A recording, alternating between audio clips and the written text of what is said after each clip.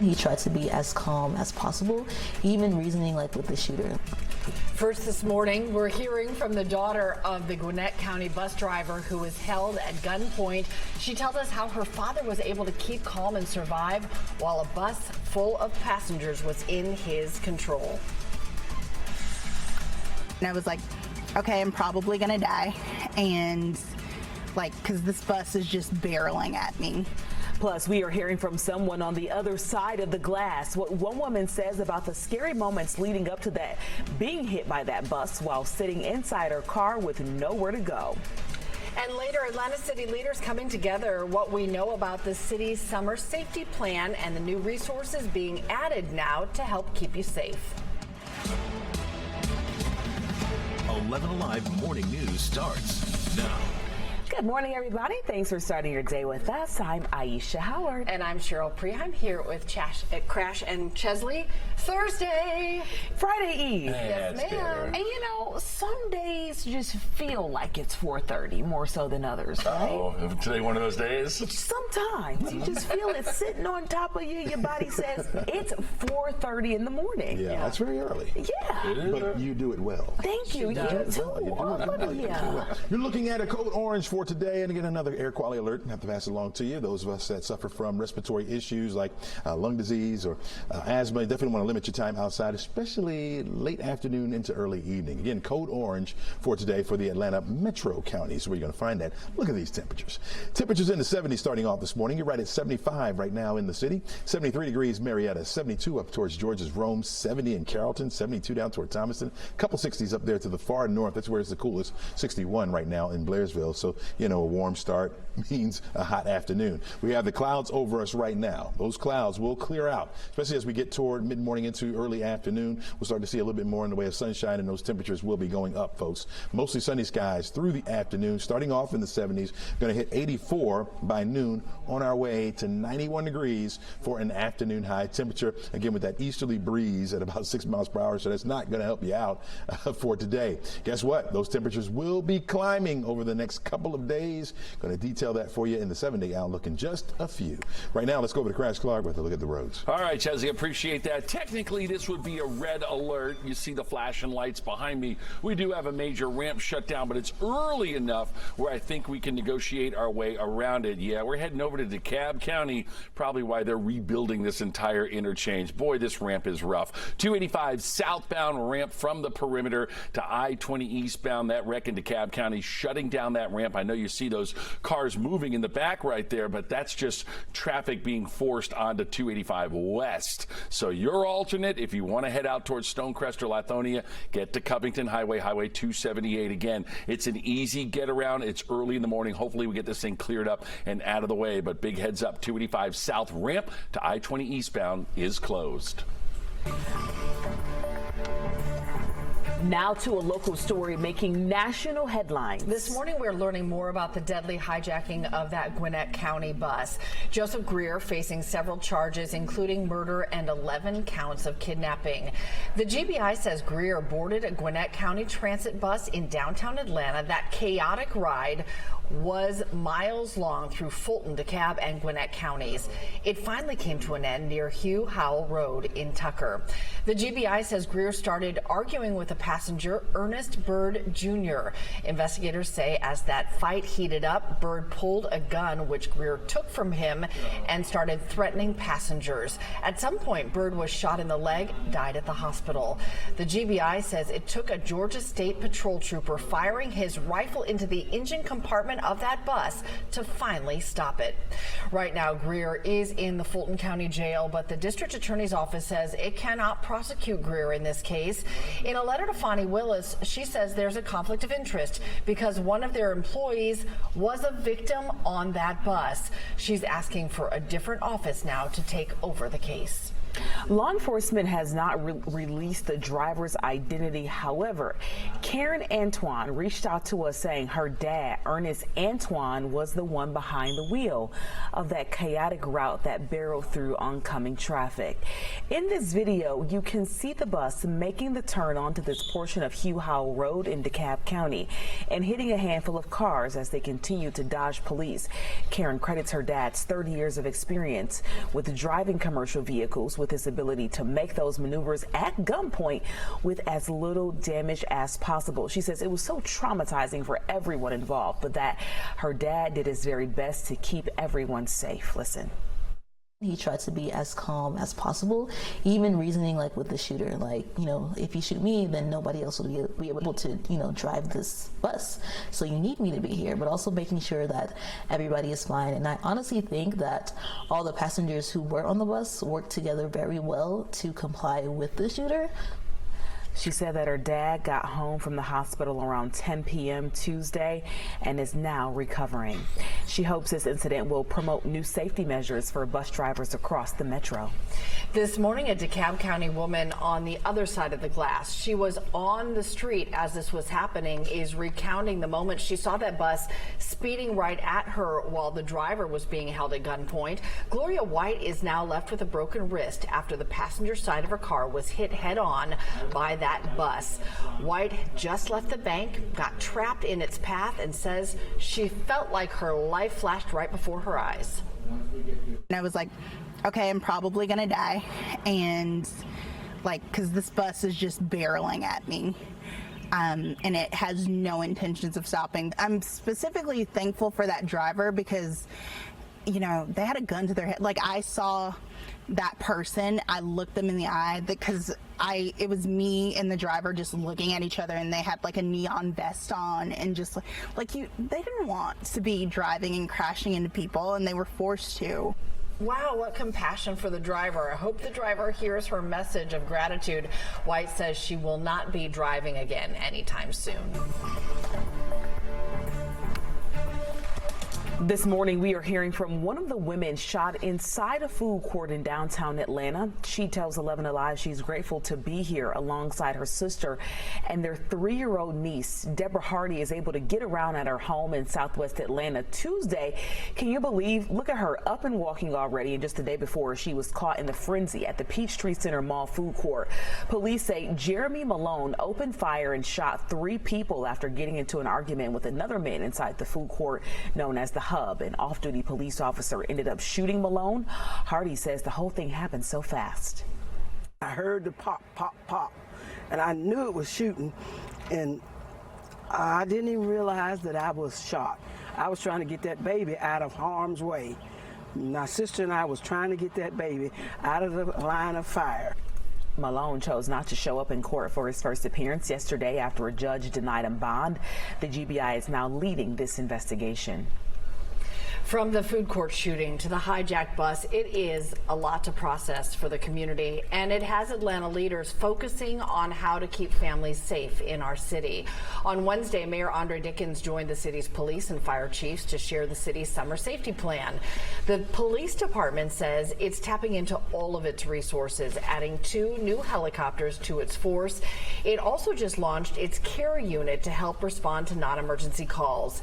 It will continue Operation Heatwave efforts to target hotspots for gun and drug-related crime. If you'd like to hear more about the city's safety plan, you can watch the full news conference right now on 11Alive Plus. It's free to download on your Roku, Amazon Fire, and Apple TV devices. And more breaking news we're following for you this morning. A stunning reversal coming out of Jonesboro. Just hours after announcing plans that she would resign, Mayor Donna Sartor now says she's not stepping down, claiming she was pressured into that decision. 11Alive's Dan Kennedy joining us from Clayton County this morning with the breaking developments. Dan, so we just got this new statement from the mayor a couple of hours ago. A lot to kind of piece together here for us.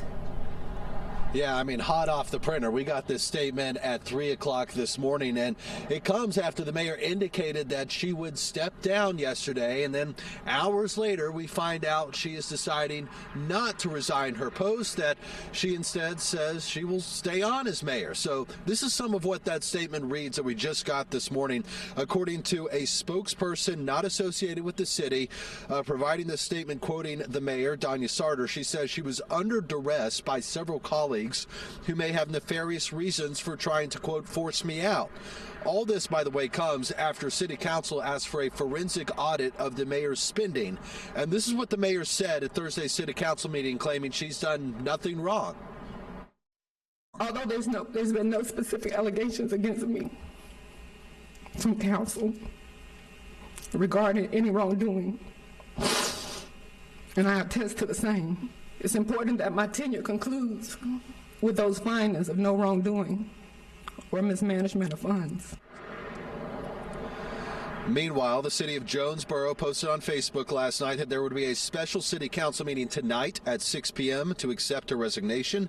But this morning, Mayor Sarter is calling that meeting unlawful, saying proper notice was not given. So, Cheryl, Aisha, it really remains to be seen how all this political showdown will play out. We're told the mayor will have a news conference at 10 o'clock this morning.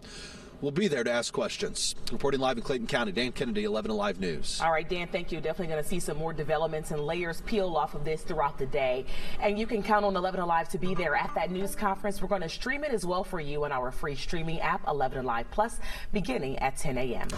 We do want to get to that breaking news right now in Rockdale County. 11Alive's Erica Murphy is live in Conyers. Erica, we're getting brand new information at this hour about what happened behind you.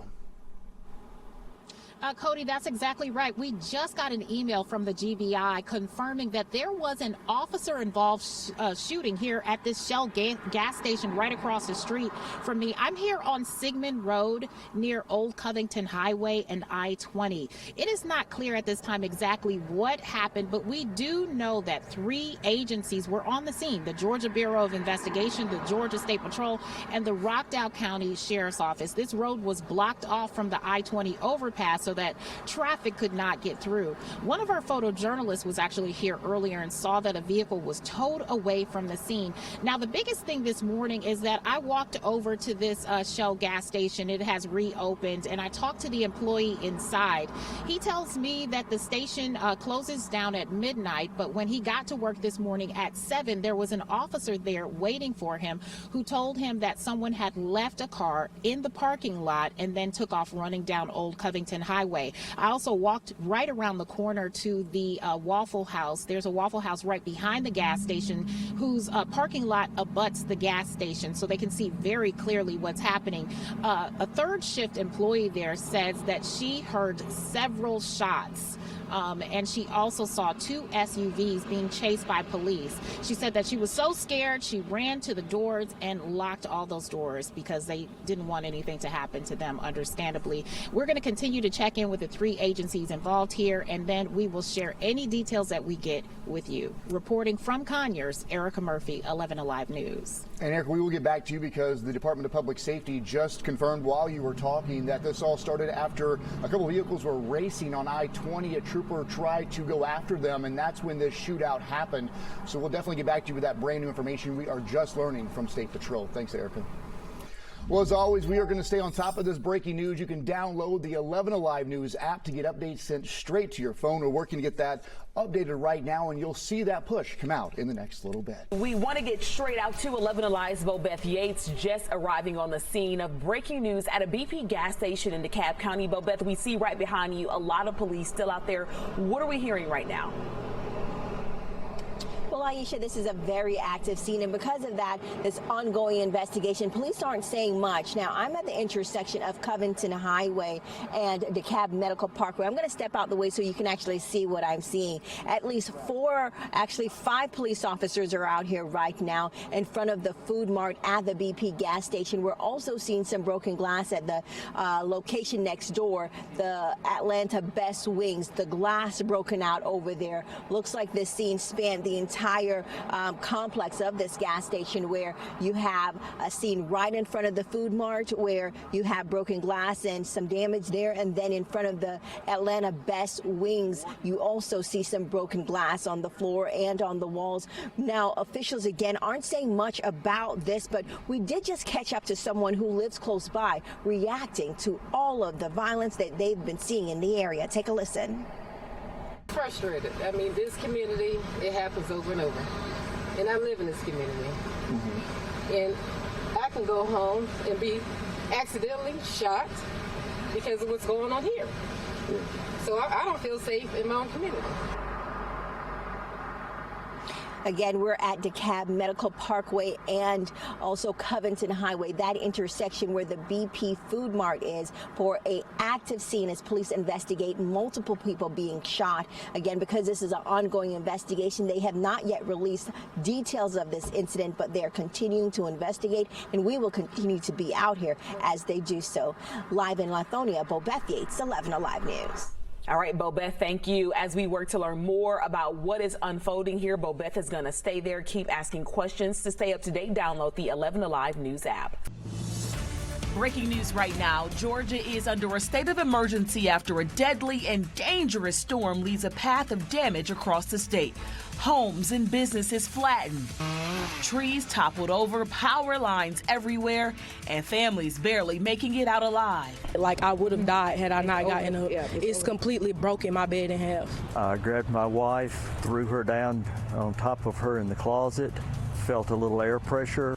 Losing their livelihoods, but thankful to be alive. I was thankful. I really feel like it was God. When I finally got around, this is what I came home to. I broke down in my car. So, still shaking, still trying to get it together. Right now, many are waking up this morning to get a better look at what's left before they start to rebuild. 11Alive Morning News starts now. Good morning. I'm Aisha Howard. Cheryl Preheim has the morning off. We're going to get to Atlanta's traffic expert, Crash Clark, coming up in just a little bit. But right now, we just saw that devastating video. Parts of the state waking up to just pure devastation. Meteorologist Chuzzy McNeil, you were here through the night with the evening crew tracking these very severe, powerful storms. We see this widespread damage across the state. Tell us, what can we expect today? Well, it's clear, obviously. We'll have a day where we get a chance to get out there and survey some of that damage, that kind of thing. But we're also looking at clouds and a cold day, a cold front, powerful cold front moved through the area yesterday, bringing those storms. That front is now just to the east of us, and colder air is starting to move in. So it's not going to be the prettiest of days. We're going to have the cloud cover around, and again, temperatures will be on the cold side. Our winds right now out of the northwest, and they will pick up as well. It will be a bit breezy out there. You see those temperatures are falling this morning. We're in the upper 40s right now. When I came in this morning, we were right at 52 degrees. Right now, down to 49 degrees. We'll continue to see those temperatures drop as we head through the rest of the afternoon. Plus, our winds will start to pick up as well. You're looking at gusts in the 30-mile-per-hour range once we get toward 2, 3 o'clock in the afternoon. And a lot of spots is going to make that temperature feel even colder out there. So bundle up yourself and the kids as well, because again, it will be a raw afternoon for us.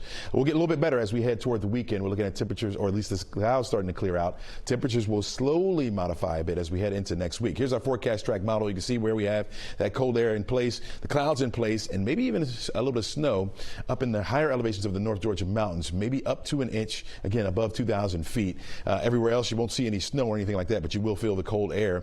Can the clouds stay in place through the day today? By tomorrow, those clouds will get out of the way. We'll get the sunshine back in. So we'll round it out as we head through the rest of the weekend. In fact, by Sunday, we'll get up to 55 degrees for a high after a 28-degree start, and we'll stay mild as we head into next week. Aisha? All right, Chessie, thank you. Breaking news right now. Georgia is under a state of emergency after a deadly storm left a trail of damage across the state. The National Weather Service tells us tornadoes did touch down in LaGrange and Griffin. We know a 5-year-old child in Butts County died during the storm. The medical examiner confirming a tree fell on a car while it was traveling down Haley Road in Jackson. And in less than 2 hours, Griffin's curfew is going to expire, so the city has to go ahead and put that in place because of the aftermath of the storm. People living there tell us there is nothing left. This morning, we have team coverage for you all across the state. John Sherrick in Troup County, Molly Oak in Griffin, where a Hobby Lobby was destroyed there. But first, we're going to kick it off with Jerry Carnes in one of the hardest hit areas in Griffin. Jerry, we know there is so much devastation you are seeing there on the ground, emergency management there. Tell us if they have any new updates for us this morning. Well, good morning, Aisha. I'm standing in front of a Hobby Lobby where the entire roof was ripped off. You see some of the debris in front of the store back behind me, and that's just part of the damage here. We just learned just a short time ago that a total of 18 people were taken to the hospital with injuries as a result of this storm. We don't know the extent of those injuries quite yet, and we won't know the total extent of the damage until crews are able to get out and assess it once the sun comes up. But when you take a look at the video that we shot overnight, you can see that numerous homes and businesses here in the Griffin area have extensive damage. We saw one home with the front porch ripped away. Cars have been pushed into each other. Some flipped over. Of course, there are power poles and power lines down all over the city of Griffin. We talked to one man who says he was inside of his car when it flipped. Fortunately, somehow he is okay. Here's what he had to say. I saw like something coming this way, that way, and they started like doing woo, woo, woo. And I said, what's going on? My truck's moving. When I look back, it threw me up to the hole, to the mountain, and hit the truck. My truck flipped. And I was there for like about 20 minutes, and the truck, oh, it's real bad right here. Everything you go, the whole Griffin destroyed. Coming up in the next half hour, you will hear from the fire chief here in Spalding County, who is also the head of the Emergency Management Agency, and he is pleading with folks to stay off of the roadways today. Don't get out and try and look at the damage. There's a lot of debris over the roadways, and he just says for your safety and the safety of others, it's best to stay at home during the day. More coming up later in our newscast.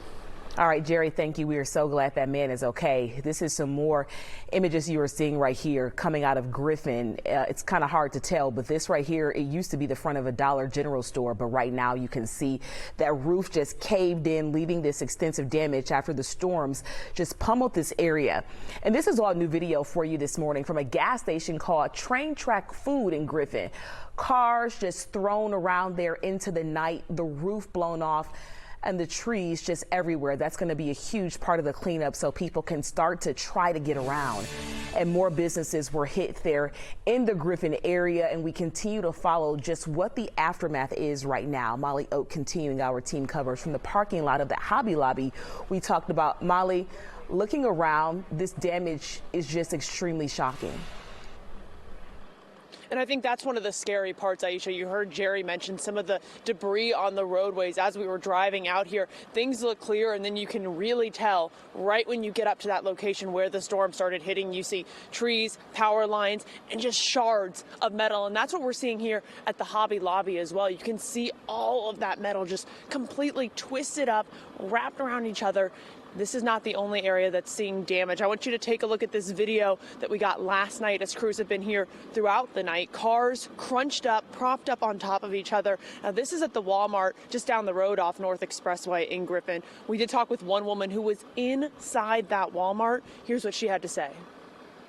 My sister-in-law said, it's shaking over there. Walmart is shaking. And about that time, everybody in the store started hollering, go to the center of the store. All the employees started saying, go to the center of the store. Oh, wow. So we were going to the center of the store, and you could hear a lot of noise and stuff, but a lot of wind mainly. Yes, I'm glad we're both okay, and everybody's okay. Of course, we're thankful that those folks inside are okay this morning. As the light comes up, we'll continue to give you updates on the damage we're seeing. But for now, we're just hoping everyone's staying safe out there. Aisha. All right, Molly, thank you. And we have been driving around the area all night. We found more damage. This one is happening on Taylor Street. We see this glass shattered everywhere. This is a beauty supply store there in the community. Now, a confirmed tornado touchdown in LaGrange Thursday. Our John Sherrick chased closely behind as the storm moved through. And this morning, we can see that some homes just didn't stand a chance.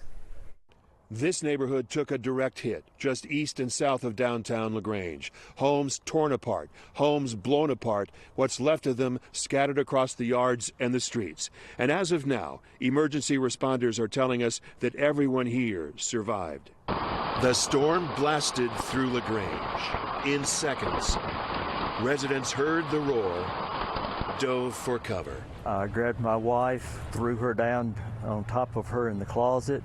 Felt a little air pressure. John Reed says moments later, cracked open the closet door a little bit, and there were no walls in the bedroom.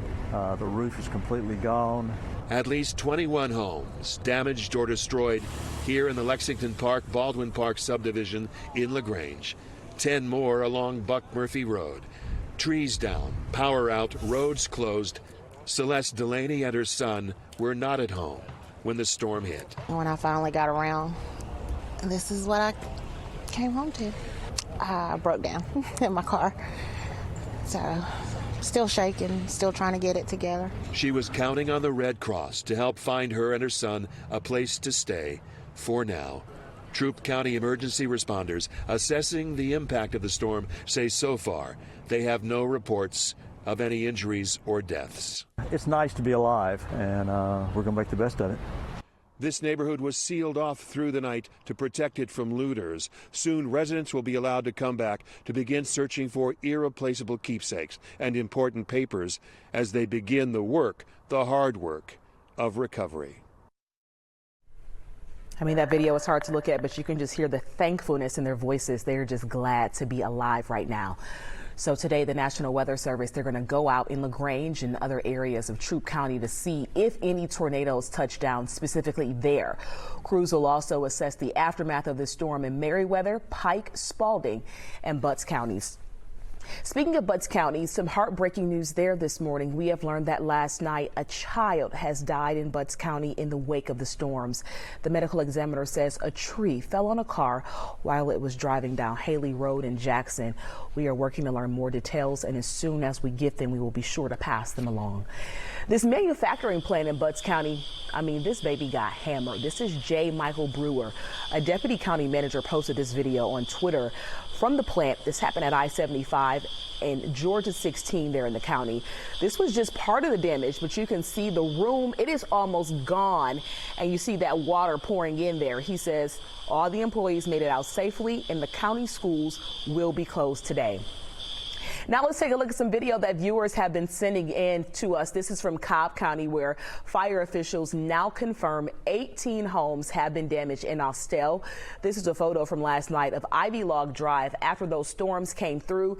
The damage has now left 14 families without a home as of right now. And Cobb County officials, they are asking anyone impacted by this damage to please call the county's online reporting tool. We do have a link to that for you right now on 11alive.com. Now shifting to video in Henry County, this is McDonough Square just moments after that storm passed through yesterday afternoon. And you can see this awning was torn off of a building in the square and the lawn furniture just toppled over. This morning, Henry County schools are closed. Taking a live look this morning at the Georgia EMC outage map, here is a look at where power outages stand for you right now at 440. More than 20,000 people in the dark across the state. And this number, we do expect it to keep going up. Meanwhile, Georgia Power also reports hundreds of outages and says they are currently working to repair them this morning. Those crews working around the clock for you. This morning, we do have multiple school closures. We do have a list running right now at the bottom of your screen. We also have a full list of all the county schools that will be closed today on 11alive.com.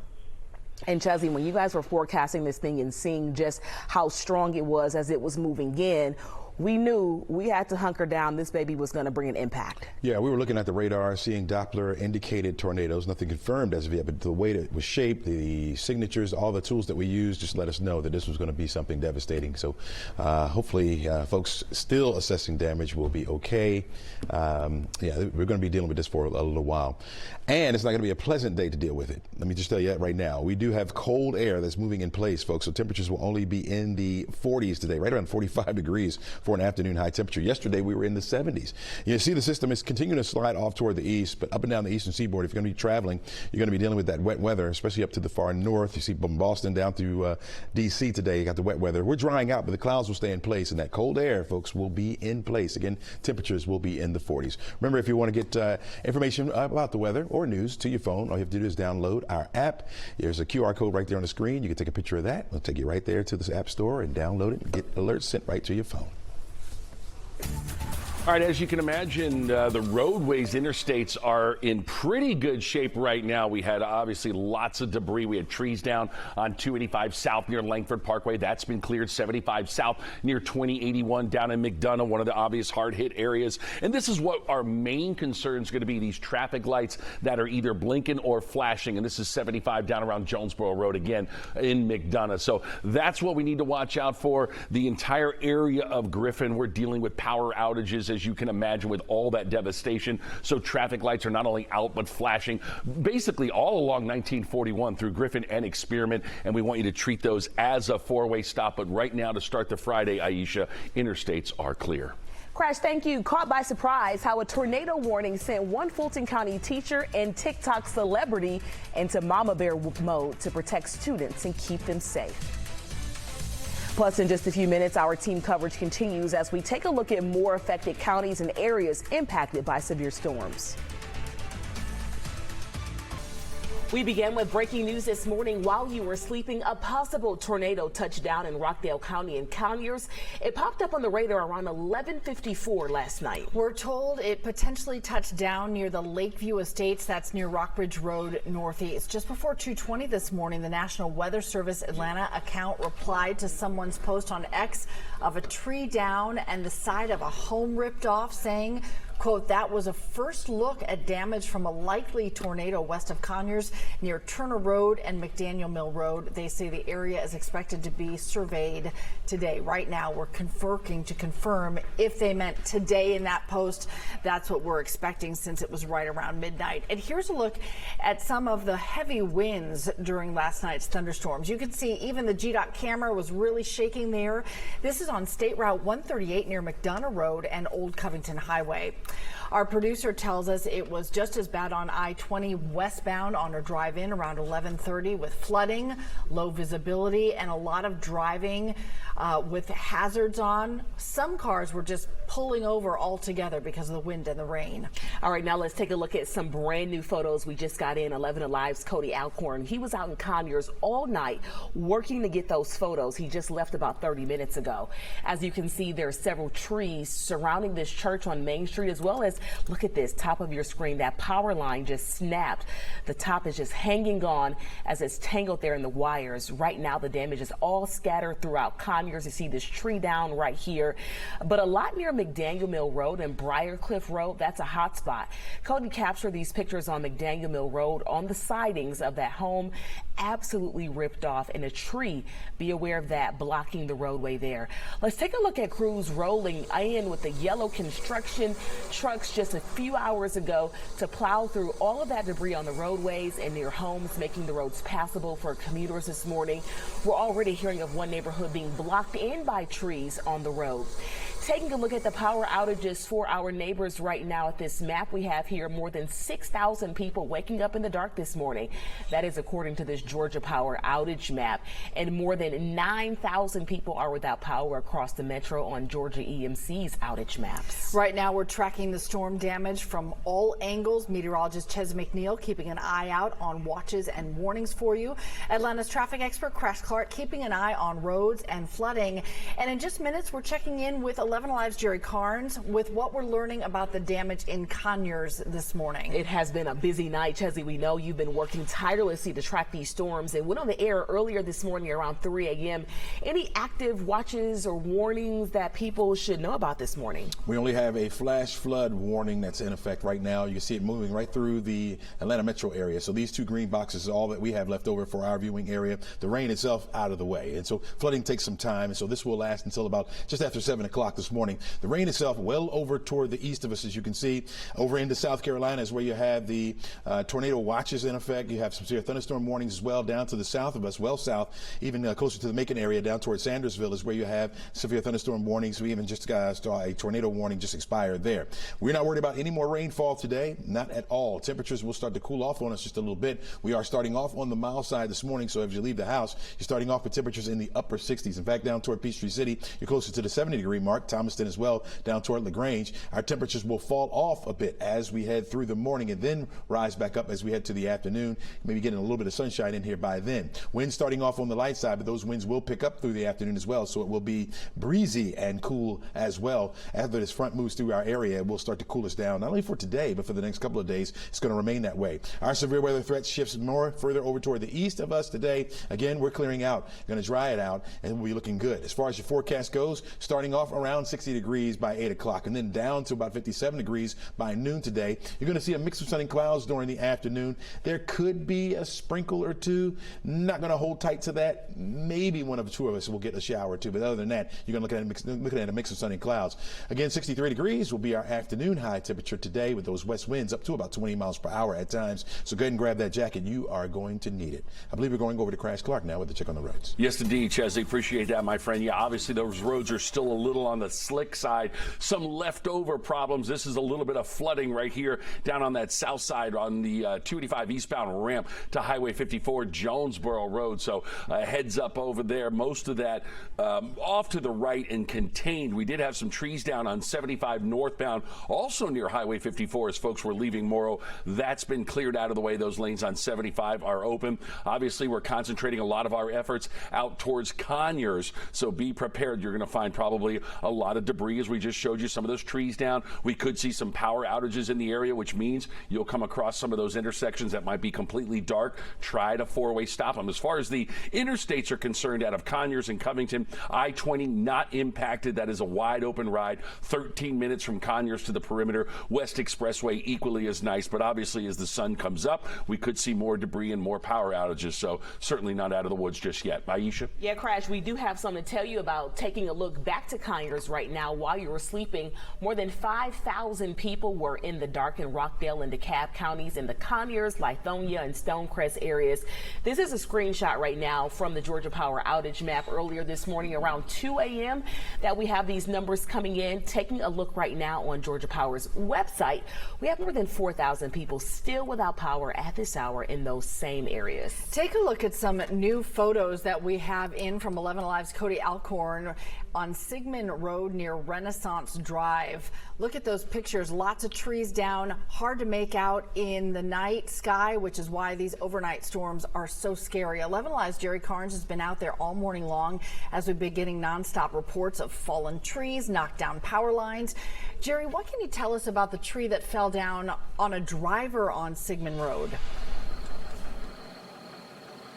Well, that is a very lucky young man right there, an 18-year-old who was in his car when it was hit by a tree. We will show you video of that in just a moment. But first, we want to show you this home on McDaniel Mill Road here in Conyers, one of many homes damaged by fallen trees. You can see the large oak that fell on the roof of this home. It damaged the roof. It damaged the porch. And there's even a piece of the front porch up on the roof of that home right there. Pretty dramatic sight, but not as dramatic as what we saw on Sigmund Road overnight. Take a look at this video of the car smashed in by a large pine tree that fell. A police officer there on the scene tells me that an 18-year-old driver was traveling along Sigmund Road when a large pine tree fell and landed right on top of his car. In fact, it landed in that young man's lap. The police officer tells me that he went over and spoke to the young man. The young man, despite that tree sitting on him, was alert and conscious and speaking. They were able to pull him out of that vehicle and cut the tree up and get it out of the way. That young man was taken to Grady Hospital, and the police officer there on the scene tells me that he should be okay. Just amazing. Obviously, that young man shaken up, but he did survive that fallen tree that landed right on top of his car and right on top of his lap. Just amazing. Throughout this area, a lot of power outages. Making our way around Rockdale County and Conyers this morning was difficult because there were a lot of roads closed due to fallen trees and power lines. Utility crews are making quick work of it. They're doing a good job of reopening a lot of those roads, but obviously it's going to take a while to clean everything up. We'll have much more coming up in the next half hour. Back to you. Wow, glad that 18-year-old's okay, Jerry. And I know when the sun comes up, we'll get a true look at how much damage there really is. I know there's a lot going on there. We'll check back with you at the top of the 5 o'clock hour. So let's stay in Conyers now. Fritz Sylvan sent us this video. It's about 12:30 in the morning. That's just after we first heard of a possible tornado touching down on the ground. In the video, if you look closely, you see strong winds and waves of water hitting the road there. He tells us he was working in a warehouse when this was all happening. He heard the roof blow off and says it happened so quickly there was barely time to shelter in place. Right now, we're working to get a deeper look at that storm damage. Time now 4:38 here at 11Alive. We want to make sure that you and your family, you stay safe before, during, and especially after the storm. So here are 3 things for you to know right now from Georgia's Emergency Management Agency. Try to avoid taking showers or baths as your plumbing can conduct electricity. Tip number 2, if you're out on the roads this morning, remember to turn around, don't drown. You should never drive through any flooded roadway. And 3, stay away from down power lines and any damaged areas in general so that crews can do what they need to do to get all that debris cleared up and make things safe again for drivers. Right now on 11Alive Plus, you can watch all of our weather coverage from our 11Alive storm trackers as we continue to learn more about the damage left behind from these overnight storms. The app is free to download on your Roku, your Amazon Fire, or Apple devices. Also a good time for you to download the 11Alive News app to your phone. You can track live radar, turn on weather alerts that are specific to your neighborhood so you can be safe. This morning, we're also tracking a storm system impacting millions of people from the Gulf Coast up through the Northeast. This is new video from Sunbright, Tennessee, about an hour northwest of Knoxville, where someone caught a possible tornado on camera. The storm ripped through the small town, destroying several businesses and buildings there. Looks like it took the whole front off of that building. A similar scene in Lexington, Kentucky, where communities are cleaning up this morning after strong storms crushed cars and did a lot of damage to homes. Trees came down, knocked out power for tens of thousands of people there. So in Georgia, we expect that the worst is behind us now, Chesley? Absolutely. Absolutely. 11Alive News Weekend Mornings starts now. First this morning on 11Alive Weekend Morning News, winter weather across the metro as snow blankets the city, causing widespread power outages, leaving thousands in the dark. The winter storm down towards the south of us, but we're left with slush and ice across North Georgia. How long it takes us to clear out. And what you need to know if you plan to shovel your driveway and drive in the snow, and why you need to slow down and also watch out for black ice. Good morning and thank you for waking up with us. I'm Ariana Moniz. It's Saturday, January 11th. Also, thank you for watching us on 11Alive Plus. Taking a live look at our Georgia Tech camera that looks over Midtown. As you can see, the buildings, some are still covered in snow this morning. We're kind of starting to melt away. We're going to get a check of your weather impact forecast with our meteorologist, Nicole Hartford. Nicole, they had you outside working overtime, standing in the snow, but it looks like you had fun. You had a snowman going on out there. Yeah, you know, and I think the snow yesterday for people who got to get outside at parks and sled and enjoy it was really fun. It's the roads that things turned a little more hazardous, and as ice developed, we started to see those power outages as well as downed trees. We're still watching for that lingering slush and ice through the morning. So we're not completely in the clear when it comes to our roadways. Travel may still be hazardous, likely for the next hour or so, but as temperatures start to warm up, we'll see less and less of that slush and ice on the roadways. We will be on the lookout, though, for some refreezing through the overnight tonight if we don't manage to melt all of what's left on roads and just on the ground in general right now. The good news is that road temperatures, for the most part, at least through the metro, are very close to, if not above, freezing. The roads are a lot messier the further north you go, where road temperatures are below the freezing point. We're at 31 degrees for that road temperature off towards Blue Ridge Drive, as well as up to US 76. The further south you go into the metro, road temperatures are hovering right around the 33 to 35 degree mark. So while that is certainly cold enough, and while there are colder spots that could lead to some slick slick spots, some ice, especially roads that perhaps aren't traveled quite as frequently, parking lots, of course, bridges and overpasses. The widespread ice and snow is not really as much of a problem through the Atlanta metro and down towards the south. You will want to be very cautious on the roads. Take it slow, as you could still come across some icy spots. This is our view right now from Arizona Avenue. You can see still a good deal of cloud cover, a lot of snowfall still on the ground there, but unfortunately it's no longer the pretty fluffy nice snow. It is icy snow, and we'll hang on to some of that in many spots throughout the entire day today. Temperatures are still cold. We're at 33 degrees currently in Atlanta. Winds have picked up. It's breezy, which makes it feel even colder. Those winds will help to clear out some of the ice and slush on the ground, but they will also potentially lead to additional power outages or blown over trees. I'll talk more about that coming up in just a few minutes. Now we have Molly Oak, who is live currently, I believe, in Hall County again, going out and around and looking for what conditions are like there. And it looks still very snowy behind you, Molly. Snowy and definitely icy. I may or may not have almost slipped on the sidewalk about 5 minutes ago, but we caught ourselves. So we're looking good on my end. Things looking honestly way better than we expected here as well. We actually made our way over to Oakwood. We're right near Gainesville, still near University of North Georgia Gainesville campus, if you know where that is. This is a look at the roads, though, and our roads that we were driving through for the past couple hours have all looked really clear. The only times we've seen maybe a little bit of snow or ice on the roads is where you'd expect it, on the bridge, where you always see those signs of warning, bridge ices before the road. But even that, smooth driving. You can still see that ice over top of the snow that gives that good crunch on top of the grassy areas. But again, good news over here in Oakwood that we've seen. Roads are looking clear for anyone who does have to be out and about today. Guys. Thank you, Molly. We'll check back in with you around 9 a.m. Let's check in with 11Alive's Erica Murphy, who's live for us in DeKalb County this morning as the winter storm that dumps snow and freezing rain continues to impact metro Atlanta. We're seeing power outages across the region. We're going to go to our Erica Murphy. All right, so meanwhile, Georgia Power has been preparing for these outages and says they're ready to respond and already have crews in place across the state. Here's what you can expect to see today as crews respond to get the lights back on and the power on.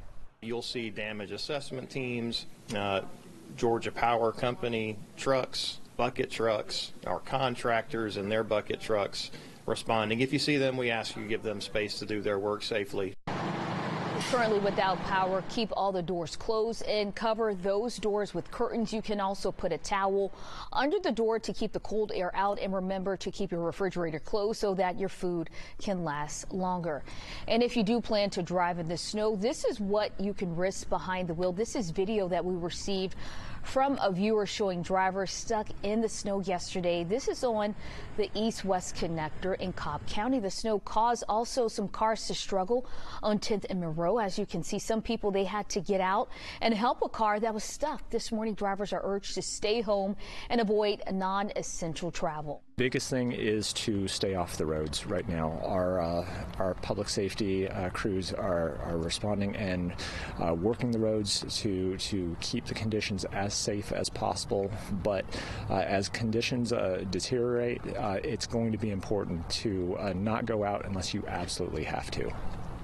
Some tips for driving in the snow if you cannot avoid it. AAA says hitting the gas hard when trying to go up a hill can make your wheels spin and reduce control over the vehicle. Instead, try to get a little inertia going before you reach the top of the hill and let that carry you up. And you should not put your child in their car seat with their puffy coats on, as this can lead to loose spinning harnesses. Instead, dress your child in thinner layers and put blankets or coats on after the harness is secured. Also, Kelly Blue Book says you actually should avoid putting your windshield wipers up before the snow, as this can damage the springs that keep your windshield wipers flush to the glass. All good tips, Nicole, as we expect to see some of the slush to stick around today. Yes, GDOT has been out working hard, and at least my drive into work this morning, a lot of the roads are looking good, but you still need to be cautious, as we could still have slushy snow and ice mixed on some roadways, especially the ones that maybe are smaller surface roads that aren't as frequently traveled. settled. We could also still have some slick, icy spots, bridges, overpasses, parking lots. So that weather impact alert remains in effect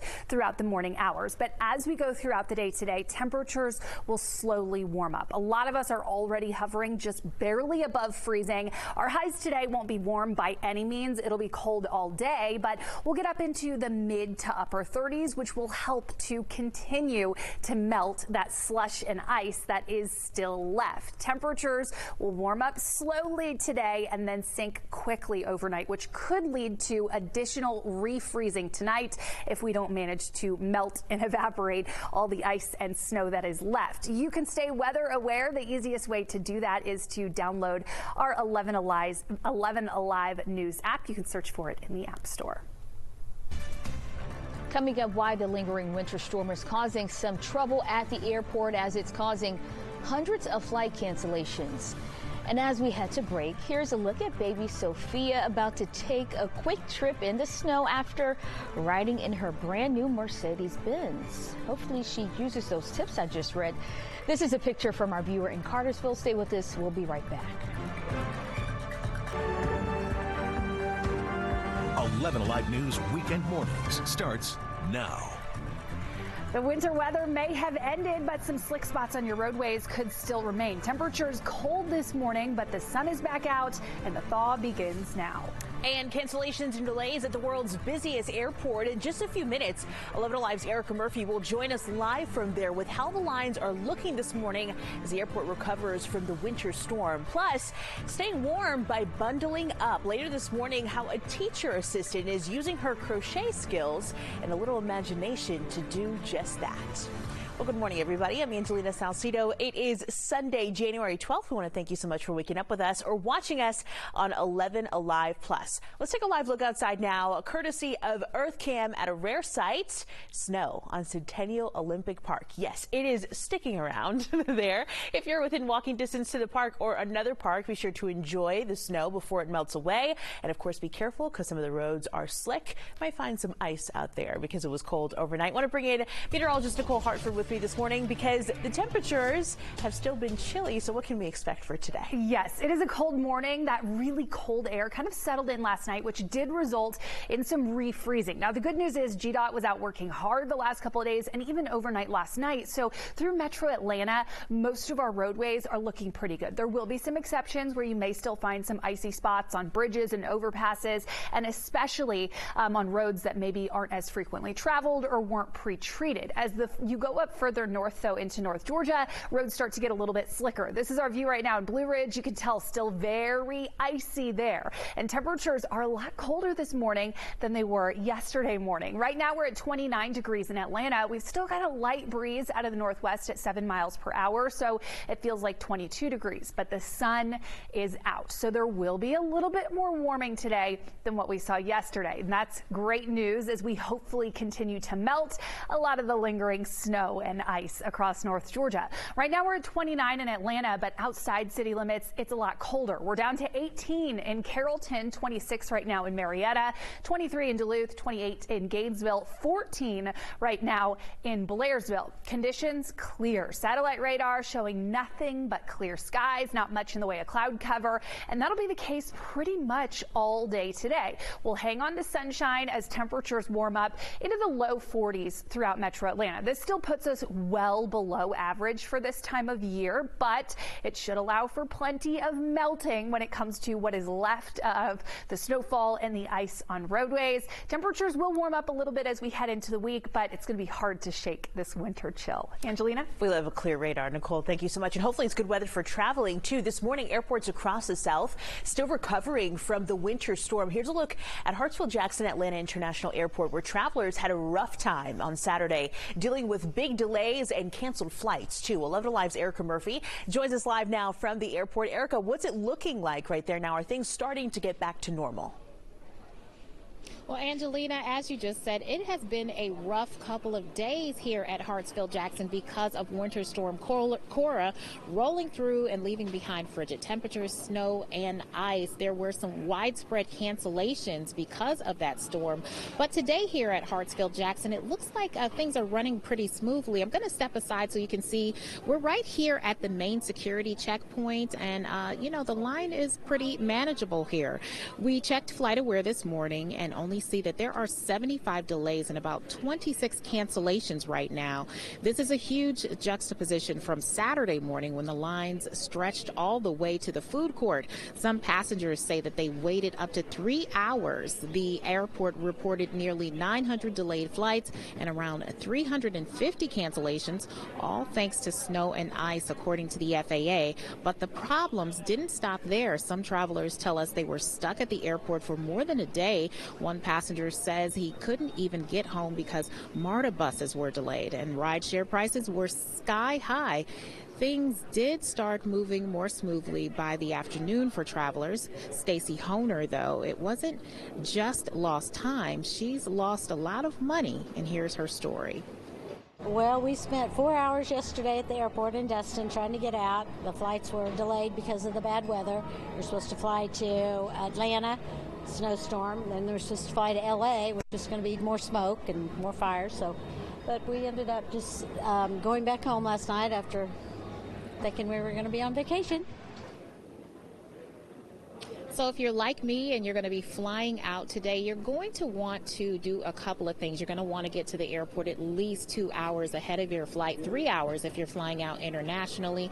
You'll also want to check FlightAware. That's a really good resource to check to see if your flight is actually on time today. Reporting from Hartsfield-Jackson, Erica Murphy, 11Alive News. Good to see that the TSA line is moving there, Erica. A completely different picture yesterday. We appreciate you tracking that for us this morning. I want to give you a live look now in Cobb County at the traffic flowing on I-75. And this morning, we're getting a clearer picture of how bad conditions were on the roads on Friday and Saturday because of the snow and ice. Now, so far, the Georgia Department of Public Safety reports at least 1,600 calls for help, 294 crashes, and 205 drivers assisted since the storm rolled into our state. There's still a chance for black ice this morning on smaller side streets and roads that haven't been cleared yet, so make sure that you're careful for that. Watch out and be sure to drive slow in those areas too. On Saturday, MARTA resumed limited bus service on essential routes. Those routes include routes 8, 19, 40, 110, 111, 123, and 196. Officials say full bus service will return as soon as road conditions improve, but the rail service is still running on a weekend schedule. Streetcar service is suspended. For updates on routes and schedules, you can check MARTA's website on their social media channels as well. Also, Rad Gwinnett says due to the weather, they will not be operating their local microtransit or paratransit service. Regular services will start back up on Monday. Well, this morning, thousands of people have power again after losing it when the winter storm moved in because of icing trees that caused limbs to fall down and knock out power in areas across the metro. Now, this is thanks to Georgia Power crews who worked around the clock to get the lights and heat back on. Well, this morning, the outage map still showing small pockets of power outages. Governor Brian Kemp did share a video on X thanking first responders for their hard work. Hey, everybody, just wanted to give you a big thank you for heeding our warnings during the winter weather that we've had over the last 48 hours. Thank you for staying off the roads. I want to thank our first responders, law enforcement, DOT workers, our linemen, so many people that were helping clear roads, get power back up, and doing the things that we do during this storm. They really are crucial to making sure everything goes smoothly. The governor went on to say how people still need to be weather aware this morning. Well, the recent winter storm has been tough on everyone, especially for those without a place to call home. So to help, local organizations in Clayton County are working together to make sure that no one is left out in the cold. We spoke with Daryl Starks, the CEO of the nonprofit WXIA, on these efforts. He says they're doing everything they can to help get people to a warmer place. We're more like the paramedics. We're in the streets doing the pickups and the services in the streets, and we connect them to larger organizations like Hearts, Generous Hope, and the church that are doing the shelter. Now, Starks find people living on the streets and is taking them to a hotel in Morrow or a warming shelter if they're near Jonesboro or Riverdale. They're then given food, clothes, and other things that they might need too. But Starks says his organization needs donations and volunteers to continue their work. We do have a link to their website if you'd like to help in this story right now on 11alive.com. Well, the city of Atlanta is keeping 3 warming centers open around the clock. Here are the locations right there on your screen. The Central Park Recreation Center for men, Selena S. Butler Park for women and children, and the Old Adamsville Recreation Center for any overflow. Transportation will also be provided to those centers, and the centers are already open. They're going to be staying open until noon today. Nicole, how's the weather looking out there? Well, it looks cold for sure, but we've started to warm up. Yesterday through much of the day, we kind of hovered right around that freezing point, and as skies cleared overnight and winds calmed, temperatures fell very quickly. So we got down to overnight lows in the 20s and the teens across North Georgia, and now we're starting to warm up a little bit, and we will continue to see a little more warming today thanks to the sunshine. Winds are calmer now than what they were yesterday, so we're not too worried about that wind chill factor, but even a 5-mile-per-hour breeze is enough to make it feel a little bit colder than the actual air temperature. Here's our feels like temperatures across North Georgia. We're feeling like 22 degrees currently in Atlanta, 24 up towards Duluth. In a lot of locations, this is pretty close to the actual air temperature, and it is certainly cold enough to still yield some slick spots on roadways, so just take it slow. We're warming up, though, as we move into the upcoming week. You can keep track of the ever-changing forecast conditions by downloading the 11Alive app. Just scan the QR code on your screen to get it for free. You can sign up for weather alerts and take the 11Alive weather impact forecast with you wherever you go. Now taking a live look in Clearwater, Florida, which is not too far from Tampa, as Hurricane Milton churns in the Gulf of Mexico. Right now, evacuation orders are in full effect across the entire state.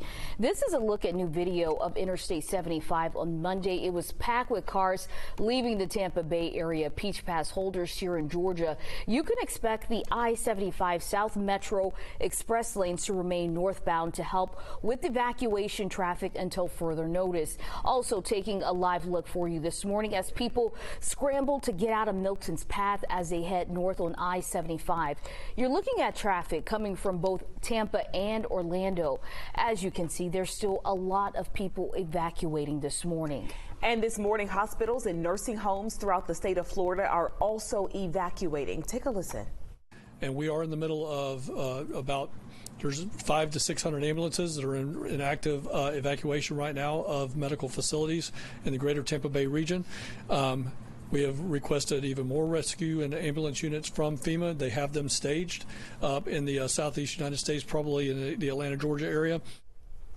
Meanwhile, some people are choosing to just hunker down and ride out the storm.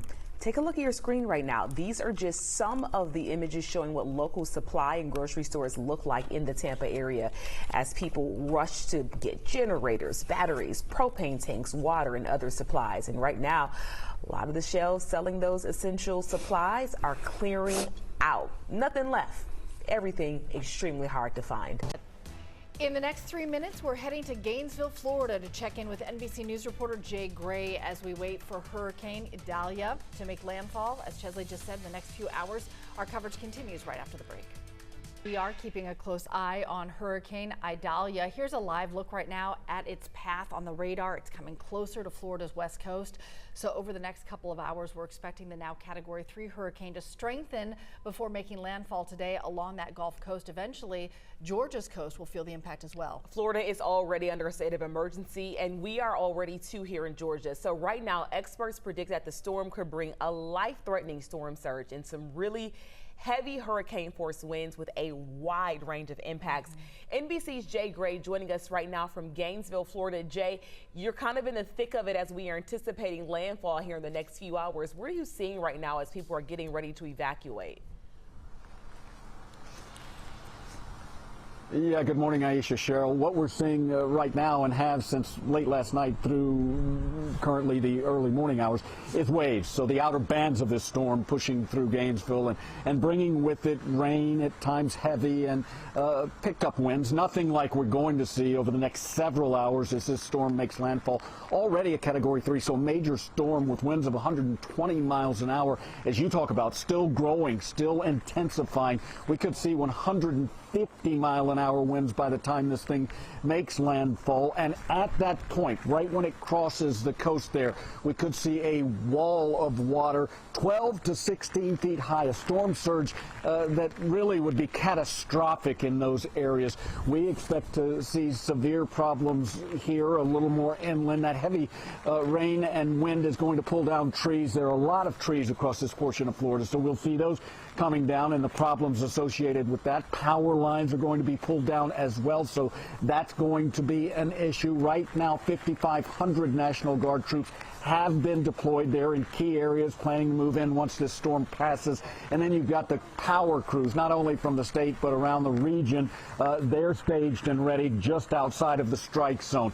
Going to be a very long day here and only going to get progressively worse as we move through the morning to midday. Aisha, Cheryl. All right, Jay, stay safe out there. Thanks a lot. 11Alive Morning News starts now. It's now my pleasure to introduce someone whom I love and respect and cherish, my wife, Rosalind. This morning, family and friends are remembering First Lady Rosalind Carter. Rosalind died Sunday at her home in Plains, Georgia, at the age of 96, just days after entering hospice care. She lived a long and fulfilling life. We just kind of hit it off really well, and I think I was already in love with him. Married to the love of her life, former President Jimmy Carter, for 77 years. Despite being soft-spoken, many described Rosalind as the steel magnolia, politically savvy and fiercely determined. Every day I see things that I think I could help with, or things that I want to learn more about. And she did just that by advocating for mental health and giving back to the community by helping with affordable housing through Habitat for Humanity. I just hope people think I did the best I could. This morning, 11Alive is remembering former First Lady Rosalind Carter as a trailblazer and a champion of mental health, caregiving, and also women's rights. And part of America's longest love story. She and the former president had 4 children, Jack, Chip, Jeff, and Amy. This morning, 11Alive has team coverage from all angles as we take a look back on the former First Lady's remarkable life and legacy. But first, we do want to make sure you have everything you need to get out the door this morning. Meteorologist Chesley McNeil joining us. How is the work week starting off for us, Chesley? Well, a little gray. We do have a few clouds overhead right now. No rain coming out of those clouds yet, but there is the threat for an isolated shower or two. Now, that could pop up at any time, but a little bit more likely once we get past noon or 1 o'clock today. You're looking at temperatures in the 50s starting off this morning. 59 degrees, the warm spot down in Thomaston. You got 41 up into Clayton. Everywhere else we're in the 50s, upper 50s, low 50s, even some mid 50s around the area. So a mild start. We'll have the clouds for much of the day today, again with a few isolated showers, but we're also watching the system back off to the west of us. You can already see where we have a severe thunderstorm warning associated with that. The same system is headed toward us and will increase our chances for rain by tonight into tomorrow. So we'll be watching that. Temperature wise, 54 degrees to start. We'll get up to 60 by noon today. On our way to 64 degrees for an afternoon high. We'll be a bit breezy out there as well with those winds out of the east at 13, 14, 15 miles per hour. Gusts could be a little bit higher than that at times. Okay, we'll be tracking this rain for you. We're going to time it out for you hour by hour, let you know when, if we have any thunderstorms, when they'll be around coming up. Let's go over to Crash Clark now with a check on the road. All right, Chesley, appreciate that. Happy Monday to everybody. Yeah, we definitely want to stay weather aware here in the traffic department because we know what that'll do to our landscape, especially with folks doing some turkey travel. And in fact, what we're looking at right now is just a little bit of GDOT work left over from over the weekend. They're up along 75 southbound out near Barrett Parkway, but as you can see there, early enough where folks are able to get by that. Just watch all those GDOT work zones, whether you think they're active or not, and slow it down. They should be cleared by 5 o'clock. Otherwise, nice and quiet to start off your Monday ride. Cheryl? Crash, thank you. This morning, people all across the country are sending their thoughts and prayers to the Carter family as they remember former First Lady Rosalind Carter's life and legacy as not only former President Jimmy Carter's wife, but a partner in every everything he did. According to the Carter Center, on Sunday afternoon, she peacefully passed away shortly after 2 o'clock. Family all around her at that time. She was 96 years old. And her death comes just 2 days after she entered hospice care. 11Alive's Jerry Carnes begins our team coverage this morning. He is live in Plains, the Carter's hometown. Jerry, good morning. Good morning. Rosalind Carter will forever be remembered here in her hometown as the perfect example of how to care for others. She and her husband, Jimmy, cared enough about this town that they moved back here after leaving the White House. And this is where Rosalind Carter raised her 4 children and cared for her father after he was diagnosed with cancer. In 1987, she founded the Rosalind Carter Institute for Caregivers, located in nearby Americus, helping people understand the importance of caring for those who can no longer care for themselves. Tom DePita spent time with both Rosalind and former President Jimmy Carter. He points out that the couple could have lived anywhere after leaving the White House, but chose Plains. It's an unprecedented relationship between community and president. I think what people will ultimately realize is that she is probably one of, if not the most significant first ladies of all time. Rosalind Carter was a devoted member of Maranatha Baptist Church here in Plains. Coming up in the next half hour, you will hear from her niece, who spoke about Rosalind Carter's legacy during Sunday services at Maranatha Baptist. Back to you. All right. Thank you so much, Jerry. Looking forward to hearing that. We always hear about President Carter. It is so beautiful to hear just the impact that she has had. And former First Lady Eleanor Rosalind Smith Carter, she wore so many hats. We're talking wife, mother, partner, advocate. She really dedicated so much of her life to improving the lives of everyone around her in her home state of Georgia and even far beyond. Along with her husband, Mrs. Carter traveled the world, shedding light on issues like human rights, caregiving, and also childhood health. This morning, 11Alive's John Sherrick shares more on her remarkable legacy. Her life, the American dream come true. Well, Jim and I have had great opportunities. Her heart full of gratitude all her life. The American people have given us unlimited chances, unlimited opportunities, and make it possible for us to do things that we never would ever have been able to do. And what Rosalind Carter did with her life and with her life partner and husband was change lives. So help me God. So help me God. 49 years old when she entered the national stage in 1976. When Jimmy Carter was elected president, Rosalind Carter knew going in that as First Lady she would be not only the soft-spoken supporter of her husband. There's no way that we would be here tonight with Jimmy president without your help. We love and care for every single one of you. Rosalind Carter would also redefine the role of First Lady, advancing her relentless drive to pursue an independent agenda, her causes. Es un gran placer para mí estar aquí. Jimmy would declare that Rosalind was the only politician in the family, and he meant it. Her unmatched ferocity to win, cloaked in her gracious Southern charms, earning her the nickname, the Steel Magnolia. For too long, these people have not received the care they need. And she went to war for her signature cause, begun years earlier as Georgia's First Lady. We do have some specific recommendations. The fight to revolutionize mental health care and healing. That it's just an illness like any other illness. Rosalind Carter's American dream began on August 18, 1927. Born Eleanor Rosalind Smith in Plains, 130 miles south of Atlanta. When Rosalind was 13, her father died, and she had to take charge of the family so her mother could get a job outside the home. Rosalind managed all of that and still graduated from high school and college. And a month before her 19th birthday, she and Jimmy married. They had 3 sons, and 15 years after number 3, they had a daughter. And all those years and beyond, Rosalind was a full partner with Jimmy in business and in local and state and then national politics. And after the White House, she and Jimmy co-founded the Carter Center in Atlanta, focusing on helping the weakest, the poorest, the sickest. We know that mental illness is a disease as any other. And helping achieve a monumental shift in health insurance. So now it covers mental illnesses just as it does physical illnesses. And almost everyone suffering from mental illness can be helped. This is a woman who began a joyous love affair with fly fishing relatively late in life, who enjoyed a glass of wine and laughter with her friends and expanding family, a night owl to Jimmy the early bird, working full-time into her 90s, the girl from Plains who grew up making opportunities for others around the world. My dream for the future would be peace in the world and freedom from sickness. The best thing we can do is work toward that goal. Rosalind Carter, the American dream come true. What an incredible legacy. This morning there are reflections coming in from all over the world. From fellow former First Ladies to friends and family in Plains, and also local leaders right here in Atlanta.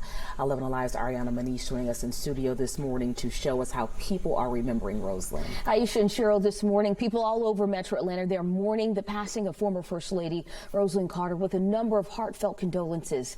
Over on X, formerly known as Twitter, we've seen messages from Governor Brian Kemp, the Braves, Bernice King, Habitat for Humanity, which was an organization that was close to her heart, Senators Raphael Warnock, John Ossoff, and so many more. We're also hearing from Ambassador Andrew Young, who knew and worked with her and the former president closely. In 1977, President Jimmy Carter appointed Young to serve as the nation's first African-American ambassador to the United Nations. He's remembering her as a world citizen. She was really and truly a world citizen and a wonderful representative of these United States, and a tremendous support to her husband. In fact, I don't know that he ever made a decision without, whether he asked her or not, he heard her opinion. Coming up in the next half hour, I'll have a look at how Mrs. Carter is being honored by current President Joe Biden, as well as other former presidents and their first ladies. Back to you. Ariana, thank you. This morning, we are learning more about how former First Lady Rosalind Carter's life will be celebrated here in the coming days. So on Monday, November 27th, she will lie in repose at the Jimmy Carter Presidential Library and Museum. The public is invited there. That's going to be from 6 p.m. until 10. And then on Tuesday, there will be a tribute service at Glenn Memorial Church at Emory University. This is for invited guests only. Then on Wednesday, the funeral services will take place at Maranatha Baptist Church there in Plains. That is also for invited guests. Time now is 4:39. Chesley, a lot of kids off school this week, wondering what the weather's going to be like out there for the days off. Well, it is going to be pretty warm to start, and then as we head toward the end of the week, that's when things will start to cool down a little bit. Not as cool as what we're seeing up here in the Northern Plains. You're looking at temperatures in the 30s over toward Denver, Kansas City at 37. We'll be in the 60s for today. Look at those 80s down toward New Orleans, the 70s back toward Dallas, Texas. Got a system out here to the Midwest that we're watching. As it continues to strengthen and spread over toward the east, it will bring the rain our way. Some much needed rainfall certainly coming our way as we head toward tomorrow. Not much today. The clouds are in place. In fact, the clouds will get thicker as we head through the day. We'll have a chance for a few isolated showers ahead of the system, but the heavier rain won't get in here until we get to tomorrow. So your forecast for today calls for temperatures to start off in the 50s. You're looking at 60 by noon, 64 degrees for your afternoon high. We're looking at 60 by 7 o'clock tonight. Again, that rain gets a little bit heavier by tomorrow. Tomorrow will be a very wet commute for us. In the afternoon, there could be some thunderstorms around. Going to time that out for you hour by hour in the full forecast coming up. Crash. All right, Chesley, appreciate that. All right, let's talk a little turkey travel because it's that time. Yeah, the week is upon us. And not only does Chesley give his 7-day forecast, but I got a 7-day travel forecast for you from our friends at GDOT. Now, today, Monday and Tuesday, we expect pretty moderate traffic. Of course, Wednesday is going to be the big travel day. Everybody making the mass exodus heading out of town. Thursday and Friday, a little on the quiet side. Then folks come back. And look at the Sunday, too. This is new. A high potential for crashes. So we got to be real careful, everybody coming back into town. That'll be a little bit later on in the night, around 5 to 8 p.m. Cheryl? Crash, thank you. The Rosalind Carter Institute for Caregivers serves and supports both professional and family caregivers. Next, we take a look at Rosalind's legacy as a lifelong advocate and champion for mental health research. Welcome back. It is 4:44. Many know Rosalind Carter as the former First Lady and the wife of President Jimmy Carter. One of her lasting legacies is being a champion for mental health research and care. 11Alive's Christy Diaz joins us now from the Carter Center with more on how that came to be, Christy, and where it will go in the future. Good morning. Good morning, Cheryl. For a woman with many legacies, her advocacy for mental health will be one of her greatest. It is a cause that mattered to her deeply, even years before she and President Carter were in the White House. Many of the services and legislation of present day are because of Mrs. Carter's relentless fight. She co-founded the Carter Center, which has a mental health branch. She created a mental health journalism fellowship, which I was a part of, to train journalists how to accurately and sensitively report on mental health. She testified before the Senate, one of the first ladies to do so, worked on the Georgia Mental Health Parity Act, and she created the Rosalind Carter Institute for Caregivers on the campus of Georgia Southwestern, where Mrs. Carter went to school. And even at 96 years old, after announcing her own diagnosis of dementia and then announcing home hospice, the former First Lady, she led by example, pushing the conversation forward once again. She's put her name next to this population in a way that creates a visibility that otherwise wouldn't exist. There's just a commitment to whatever cause they have put their name to for it to move forward. And you, as a participant in that, just feel like you've got to keep it going. She also wrote several books on the issue, including these, and they stay displayed at the Rosalind Carter Institute for Caregivers in Americus, Georgia, right next door to Plains. Now, I know much about RCI because I, too, was also a caregiver for my father after an early onset Alzheimer's dementia diagnosis. He finished his battle with that about 3 years ago, but now the foundation that bears his name helps partners with the Institute in an effort to raise funds and awareness for caregivers to help with their strength, resilience, and resolve. And the CEO says that even now they are committed to continuing the legacy of Mrs. Carter. Which is so important because for you and your family and so many others, this is something that has such a direct and profound impact. So the lasting work continues and will make a difference in so many lives. Christy Diaz reporting there for us. Thank you so much, Christy. As people look to pay tribute to the former First Lady, we're connecting you with ways to honor her life. Just text the word Carter to the number on your screen. We'll send you the latest information from the Carter Center straight to your phone. All right, 4:47 the current time. Crash Clark here with you. All right, it's quiet now. We know the week's going to get a little bit busier with some travel, so let's give you some good news. GDOT will be suspending lane closures for your Turkey travel. That's going to start 5 a.m. Wednesday morning, and that'll run all the way through till 10 p.m. Sunday morning. Now, again, expect that heaviest travel around Wednesday time, and I mean right around noon, 1 o'clock. That connector and that south side ride on 75 is going to get jam-packed, and of course, remember that heavy traffic and high risk of wrecks on Sunday coming back. In fact, 75 northbound, we see delays as far back as Locust Grove coming into town. As we take a live look, 285 near Georgia 400 and Roswell Road. Quiet now, no construction out on the cross that top end perimeter, but we'll see what the Monday holds for us. In the meantime, Chesley McNeil, we know we got some wet stuff coming, so we got to be weather aware. Yeah, likely to see some heavy rain coming in our area by tomorrow. There is a chance or a threat for an isolated shower or two to pop up, and that could be at any time. Could start this morning, but a little bit more likely once we get toward the afternoon is when we'll start to see some of that rain coming down. We have the clouds that are building into the area, so we're starting off with mostly cloudy skies. At least that's where we'll start. We'll see those clouds continuously build in as we head through the day, and it will turn a bit breezy on you as well. So not the prettiest of starts to the week, but we got it. Temperatures are in the 50s just about everywhere you look. Upper 50s right now in Atlanta, you're at 58. 59 is the warm spot down in Thomaston. 54 degrees in Carrollton. 57 Marietta. 53 degrees rather up in Georgia's Rome. Cool spot would be Clayton right now at 41 starting off this morning. Light jacket will do you. Light sweater, fine. 7 out of a possible 11 today on the Wazometer. This is how we rate your weather on a scale from 1 to 11, with 11 being the most perfect day we can have for this time of year. 64 degrees will be our afternoon high temperature. Getting up there, close to where we should be for this time of year, so a comfortable afternoon. Now, with that front making its way toward the area, we're going to notice our rain chance going up. 90% chance for the rain to be around tomorrow compared to today, where we have a 30% chance. Goes down for us on Wednesday, Thursday, and then a 20% chance by Friday. Again, that front coming through will knock those temperatures down as well, so it will be a little bit cooler as we head toward Thanksgiving.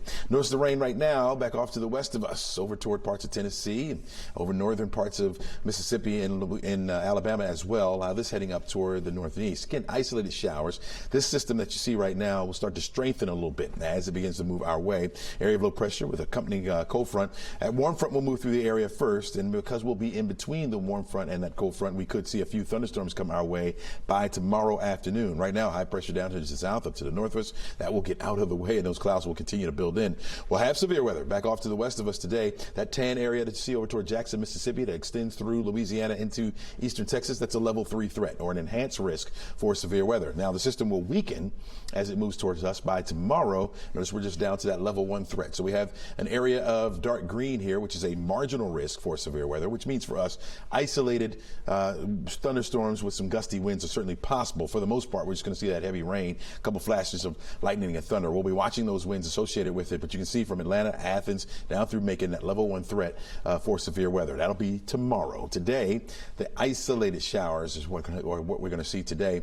Again, a little bit more likely once we get by or around noon, 1 o'clock, 2 o'clock. After that point is when we'll see these isolated showers around. Not everyone gets wet from this, but once that rain moves in tomorrow, it'll be a little bit more widespread, especially during the morning. By the time we get to the afternoon, you notice that heavy rain coming through as well. Anywhere from 1 inch to 1.5 inches, maybe even higher in some spots as that front pushes all that rain our way. It gets out of the way by the time we get toward Tuesday evening, but I think the clouds will hold on. Mostly cloudy skies for us on Wednesday. I don't think we'll see much in the way of rainfall, but at least we'll have those clouds around and it clears out just in time for Thanksgiving, where we'll have partly sunny skies. And again, a bit cooler. 56 degrees will be the high temperature on Wednesday. By Thursday, Thanksgiving will be at 58. Doing some shopping on Friday, maybe stay inside and do it on your computer, right? Small chance for some rain with temperatures staying in the mid to upper 50s, and we'll hold that right on through the upcoming weekend.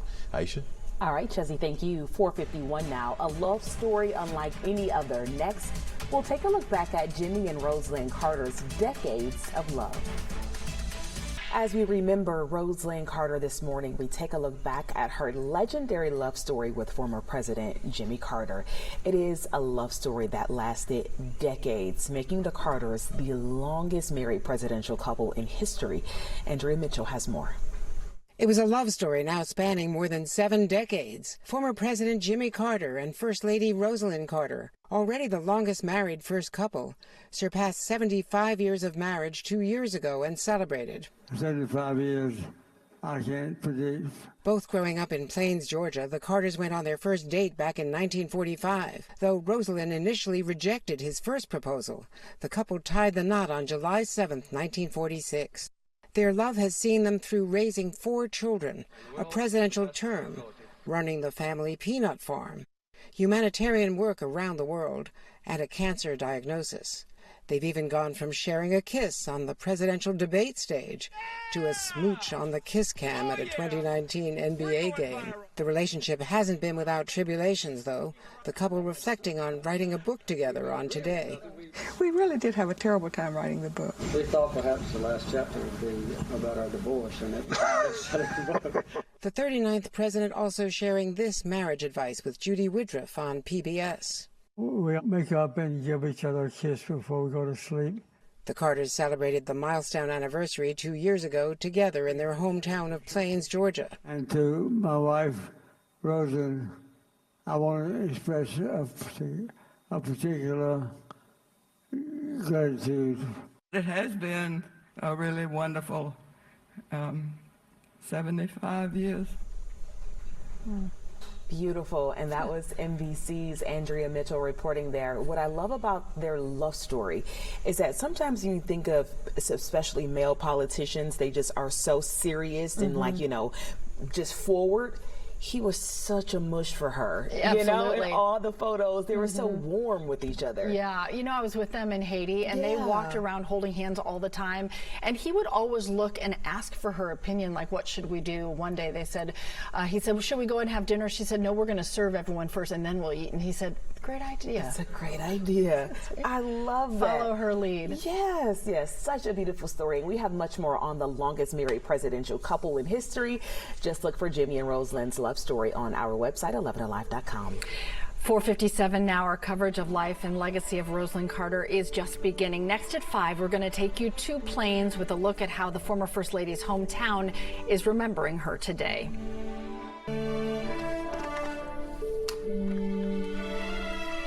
My mother was the glue that held our family together through the ups and downs and thicks and thins of our family's politics.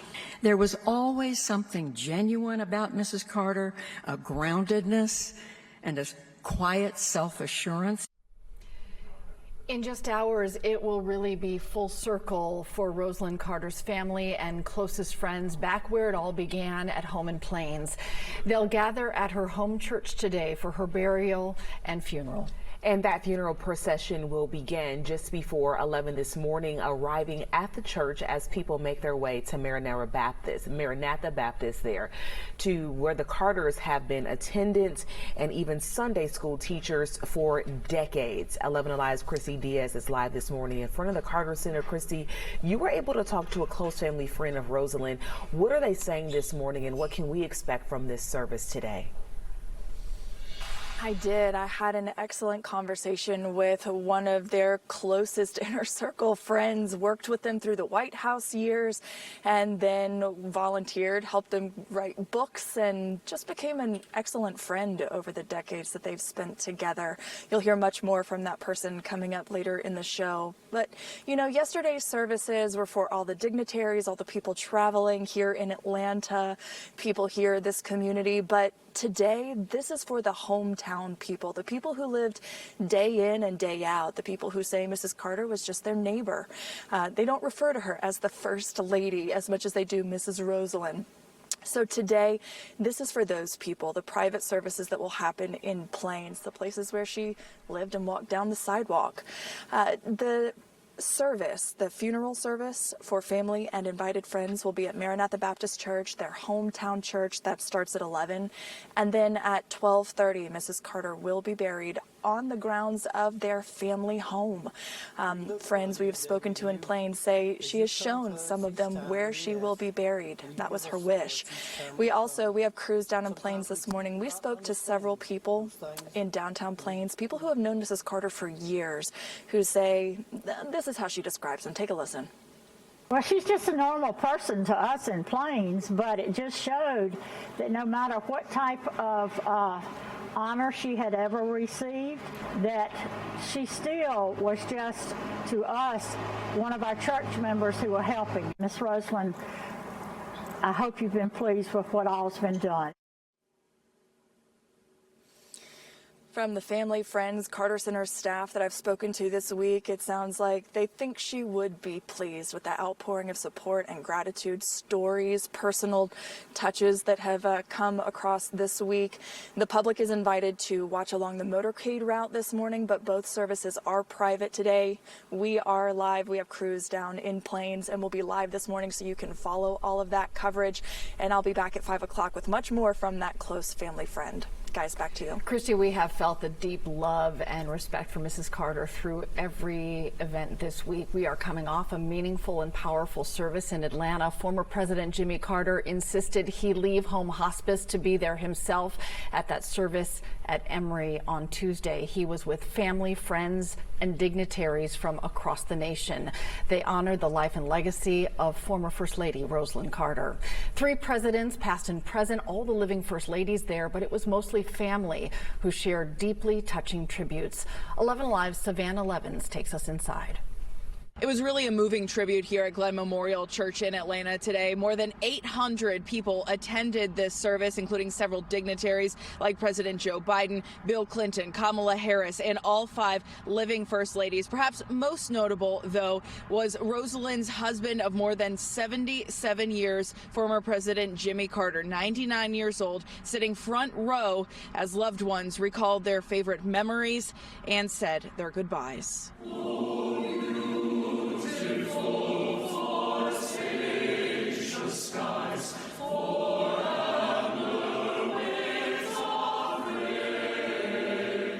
I welcome you to this space in this hour as we praise God and give thanks for the life of Rosalind Smith Carter. I will always love my mother. I will cherish how she and Dad raised her children. They've given us such a great example of how a couple should relate.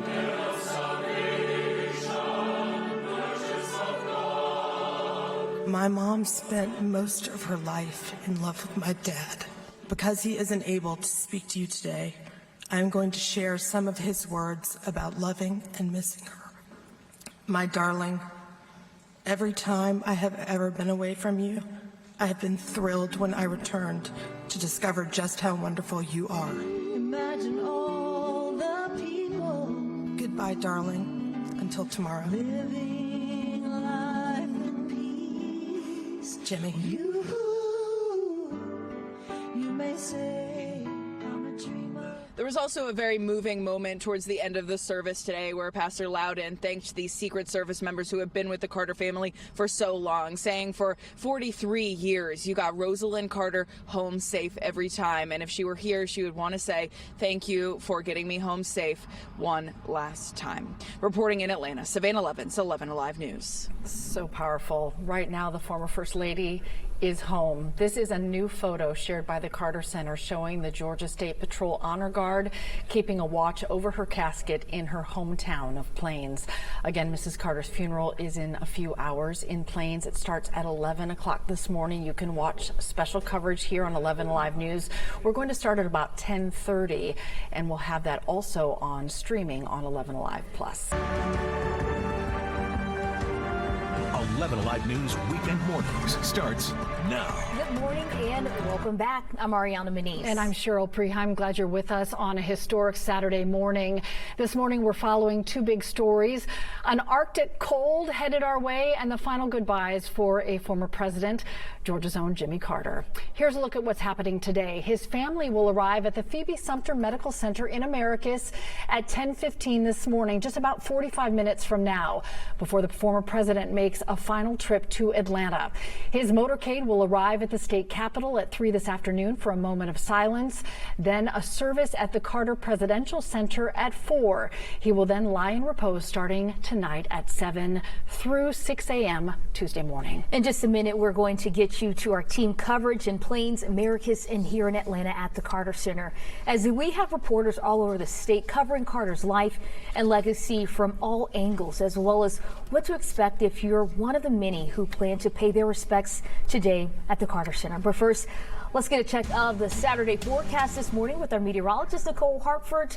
Clear skies, but chilly weather this morning. That's right. Clear and cold. You know, it looks nice, and as long as you're dressed properly, you've got the layers, the heavy coat, it will feel okay throughout the day today, especially into the afternoon as we start to bring in at least a little bit more warmth. For right now, though, we're right around the freezing point in Atlanta. We're at 33 degrees. We still have a light breeze out of the northwest at about 12 miles per hour. It's not as consistently strong as it was yesterday, and it won't be. These winds will continue to settle throughout the day today, but even a light breeze when temperatures are this cold will make it feel even colder. So it feels like temperatures are running about 5 to 10 degrees colder than the actual air temperature, feeling like 24 degrees right now in Atlanta, even though it's actually 33. There are quite a few locations we're still hovering right around that freezing point, if not below it. In Carrollton at 30 degrees, 32 out in Marietta, 30 currently in Canton, and then 32 in Rome. Throughout the next few hours, we will continue soaking up the sunshine. We will keep that chill in the air all day today as high temperatures get up into the mid to upper 40s across the Atlanta metro area. Overnight tonight, clouds start to move in across the state. Those clouds will actually help keep temperatures a few degrees milder tonight, and it is just the first sign of change coming our way for the end of the weekend. It includes not just cloud cover, but a chance for rainfall by Sunday afternoon as well.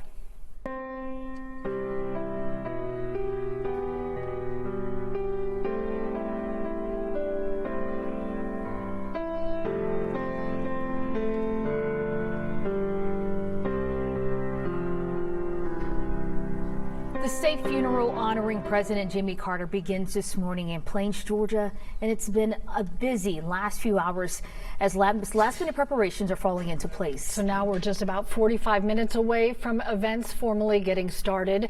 Zach Merchant is downtown in Plains. So much work, Zach, so much emotion leading up to this moment. Tell us what you're feeling kind of in the air there around you in Plains right now. You're right. It was a lot of work to get to this moment, but the emotion is what sticks with you when you're here. And we've been here all week. You've been able to feel it all week, and you can feel it this morning. As you said, we're just about 45 minutes away from the beginning of the first leg of this state funeral. And just over the last hour or so, you've seen the crowd start to build and build and build here. People coming from near and far to pay their respects to the president that called this place home for a century. One person who came, they traveled all the way up from Largo, Florida. It is Charlie McLaren, and we spoke with her just a little bit ago. He's just a man of faith that I really respect, and integrity. He walks the walk, and he reminds me of my dad, actually, just from a small little place like this, and really had this burning desire to make an impact, and I love him for that. You spend time in planes and you hear so many stories about personal connections people had with President Carter. And then you hear a story like that. And even though Charlie McLaren didn't personally know the president, she got that sense that she knew his character. And so many people have that sense. And they are going to be lining this route as this funeral procession begins in just about 45 minutes. We're live in Plains. Zach Merchant, 11Alive News. Zach, I was thinking about the sentiment that a picture tells 1,000 words and speaks very loudly to see everybody behind you bundled up on a cold morning. Some people already with a flag in hand, ready to honor a neighbor and a friend and the former leader of the free world. Thanks so much. We'll check back with you a little bit later in our special. So 45 minutes away now, as Zach mentioned, from the start of this final journey. Mr. Carter will begin at Phoebe Sumter Medical Center in Americus. Right now, people there making sure every detail is taken care of perfectly. We talked to Sumter County Sheriff Eric Bryant, who as a young deputy stood guard during Sunday church while Mr. Carter was teaching. Now he will be part of the motorcade that escorts the president from Americus to Atlanta. I want to make sure every single thing is perfect. I want to make sure that, the patrol car is parked perfect. I want to make sure that the uniform fits me just the way I want it to fit. Rebecca Lindstrom is in Americus. Rebecca, when I hear people talk about their hopes for today, it really reflects a deep care for someone they clearly felt cared for by. Pretty incredible to see all of this culmination to this moment we're so close to now. And it is interesting because at the beginning of the week, people were sharing those personal stories. There was laughter. And now as we've talked with those who have taken the time to gather here along the motorcade route, there is more of a somber feel to it. I think the gravity of the moment is finally hitting for a lot of people. What has been great to see is that those that are here at Phoebe Sumter range in age from toddlers to grandparents. Whole families have come here, and they say they have driven an hour, 2 hours. It was all worth it just to be able to show their respect and to say in some small way thank you to President Carter and his family for all that they have done for this area. As we have said, about 45 minutes, that is when we are expecting the family's motorcade to show up here to the hospital, and that is when 9 members from his Secret Service, past and present, will move his casket from the hospital to the hearse and then walk alongside it for that final moment in their protective detail. I did have a chance to talk with President Carter's personal physician. He says that he was there when Mr. Carter took his last breath and that his final days were peaceful and that he was surrounded by family. Of course, I had to take advantage of that opportunity to ask him, since Mr. Carter did live to be 100, what did he think was the secret to his long life? He was in very good health. Even after he started having some problems, he took care of himself. He walked and he exercised and he'd swim in his pool, and he ate a very healthy diet. He ate a lot of fruits and vegetables and berries and nuts, and he took care of himself. And his faith played a big role. He didn't worry about his health. He just put it in the hands of God, and he lived his life to the fullest. And it has been that tenacity that we have heard recounted in story after story, whether it was personal or political. And we know that the staff from Phoebe Sumter, both the hospital as well as those who helped work with him in hospice, are going to be lining up along this motorcade as well, just wanting to have that final opportunity to say goodbye. Live in Americus, Rebecca Lindstrom, 11Alive News. Turning now to our Liza Lucas at the Carter Presidential Center in Atlanta. Liza, we know that the motorcade will arrive in Atlanta around 3 p.m. for a stop and moment of silence at the state capitol, a place where the former president once served as governor, then moved to the Carter Center where you are, where the public will then have a chance to pay their respects starting this evening. Liza? That's right, and it has been a little quieter, I have to say, this morning at the Carter Center. We did have a large group of runners just pop by and take a moment at the sign behind me in the memorial where we have been all week. But as you mentioned, this evening is really going to be the main time when we will start to see more and more of the public show up here at the Carter Center as Lying in Repose begins at 7 p.m. We did have a chance to speak with one person from Texas, driving more than 13 hours. David Montoya made the trip. He said it was always on his bucket list to go to the Carter's Sunday school class. Unfortunately, that never happened, so he made sure this trip did. I really do regret that I didn't get a chance to actually see him in person and meet him. But, there's always, an opportunity now to come and pay my respect, as many people will from all over the world. I'm just like 13 hours away, and there'll be people from further countries and just coming to see him and pay respect. And he deserves it. A man like him, he deserves quite a lot and more. Lying in Repose, again, will begin at 7 p.m. tonight. It will continue around the clock, and you can see on your screen here that there's no parking here at the Carter Center. Those road closures are already in place around, so the MARTA shuttles from King Memorial, those are your best bet if you plan to attend. Those shuttles will be running nonstop. We are told coming every 3 to 5 minutes from King Memorial to the Carter Center, and this is really important. You cannot bring anything with you on board. The only exception is a diaper bag, and that's going to be searched thoroughly here on site at the Carter Center. So those rules apply. No backpacks at the Carter Center. There are lots of signs around here as well. No bags, and then no pictures or video are allowed inside. And you can understand that's for obvious reasons as we show respects to our 39th president. Again, the public repose will take place and start 7 p.m. tonight, continuing through Tuesday morning at 6 a.m. around the clock, and those shuttles will run as well to coordinate with that. The Carter Center has told us that several hundred people can fit inside in that queue, but we expect that the lines will extend beyond that. So they're really encouraging people to dress for the weather and plan accordingly. Live at the Carter Center, Liza Lucas, 11Alive News. Thank you, Liza. And you can stream extended coverage of Jimmy Carter's life and legacy right now on the 11Alive Plus app. The app is free to download on your Roku, Amazon Fire, or Apple TV. 11Alive Morning News starts now. We look at the facts, we look at the law, and we bring charges. This morning, history in Fulton County. Former President Trump and 18 others will go to trial, now indicted for their roles in trying to overturn Georgia's 2020 election. The law is completely nonpartisan. That's how decisions are made in every case. The end of a 2.5-year investigation, but just the starting point of an unprecedented Fulton County case. We will be asking for a proposed order that occurs a trial date within the next 6 months. We are starting with breaking news this morning. Team coverage of the historic indictment in Georgia that came down overnight. Just before midnight, Fulton County District Attorney Fani Willis took to the podium to address the charges against Donald Trump and 18 of his allies. A Fulton County grand jury handed down that indictment just before 10 last night. This is the indictment. It's 98 pages long, and this morning legal teams and analysts are going through it.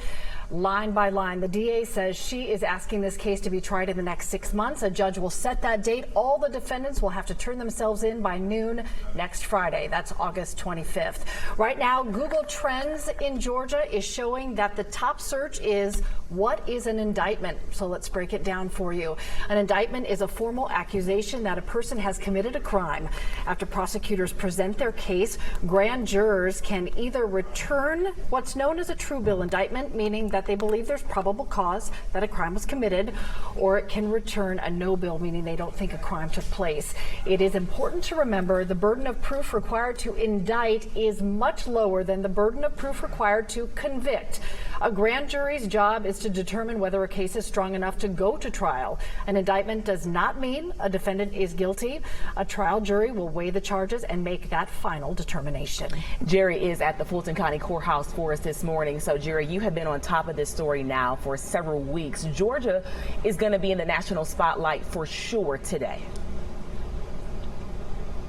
Absolutely no question about that, Aisha. Good morning. Back behind me is the Fulton County Courthouse, where that criminal grand jury handed down these indictments late last night. The road in front of the courthouse here is still closed for security reasons, and it will stay that way as a while, as Atlanta is now in the spotlight. A lot of national network news here to cover this event, an historic moment. For the first time ever, a former president has been indicted on criminal charges here in Fulton County. This is the 98-page indictment. A lot involved here. We have been pouring through it, and we'll have some details on what is in here coming up in just a minute.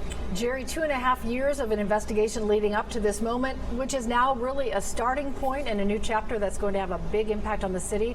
We'll check back with you in a few minutes. Thanks a lot. All right, before we get to that big breaking news story, history-setting day here in the state of Georgia, we do want to make sure you have everything you need to start your day off right as you get ready to head out the door.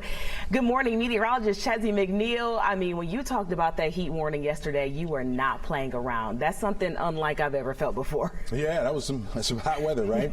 Yeah, the humidity was high, and so yeah, we had that heat advisory, excessive heat warning in some spots. Today is going to be another hot and humid one, but we got a cold front up here to the north that's going to help us get some relief as we head through the afternoon and into tomorrow as well. We have a few showers up here to the far north. They're starting to die out as we speak. Further north, we have flood warnings or watches associated with a few of these heavy showers that's coming down. In our state, this is fading, but we could see more of this as we head through the morning. That front will make its way further down to the south, and we'll see those showers get down to the metro area later on this afternoon. Temperature-wise, well into the 70s. It's muggy on the outside. 79 degrees, close to 80 right now in the city of Atlanta. 73 degrees in Covington, over to our Peachtree City, into Carrollton. We'll be heating up into the low 90s today, and when you factor in the humidity, it's going to feel closer to 100. Now, you notice over 100 down here to the south, and that's where we have the heat advisories for today. You can see parts of Butts County, Jasper, Putnam County, Greene County under that heat advisory that will last until 8 o'clock tonight.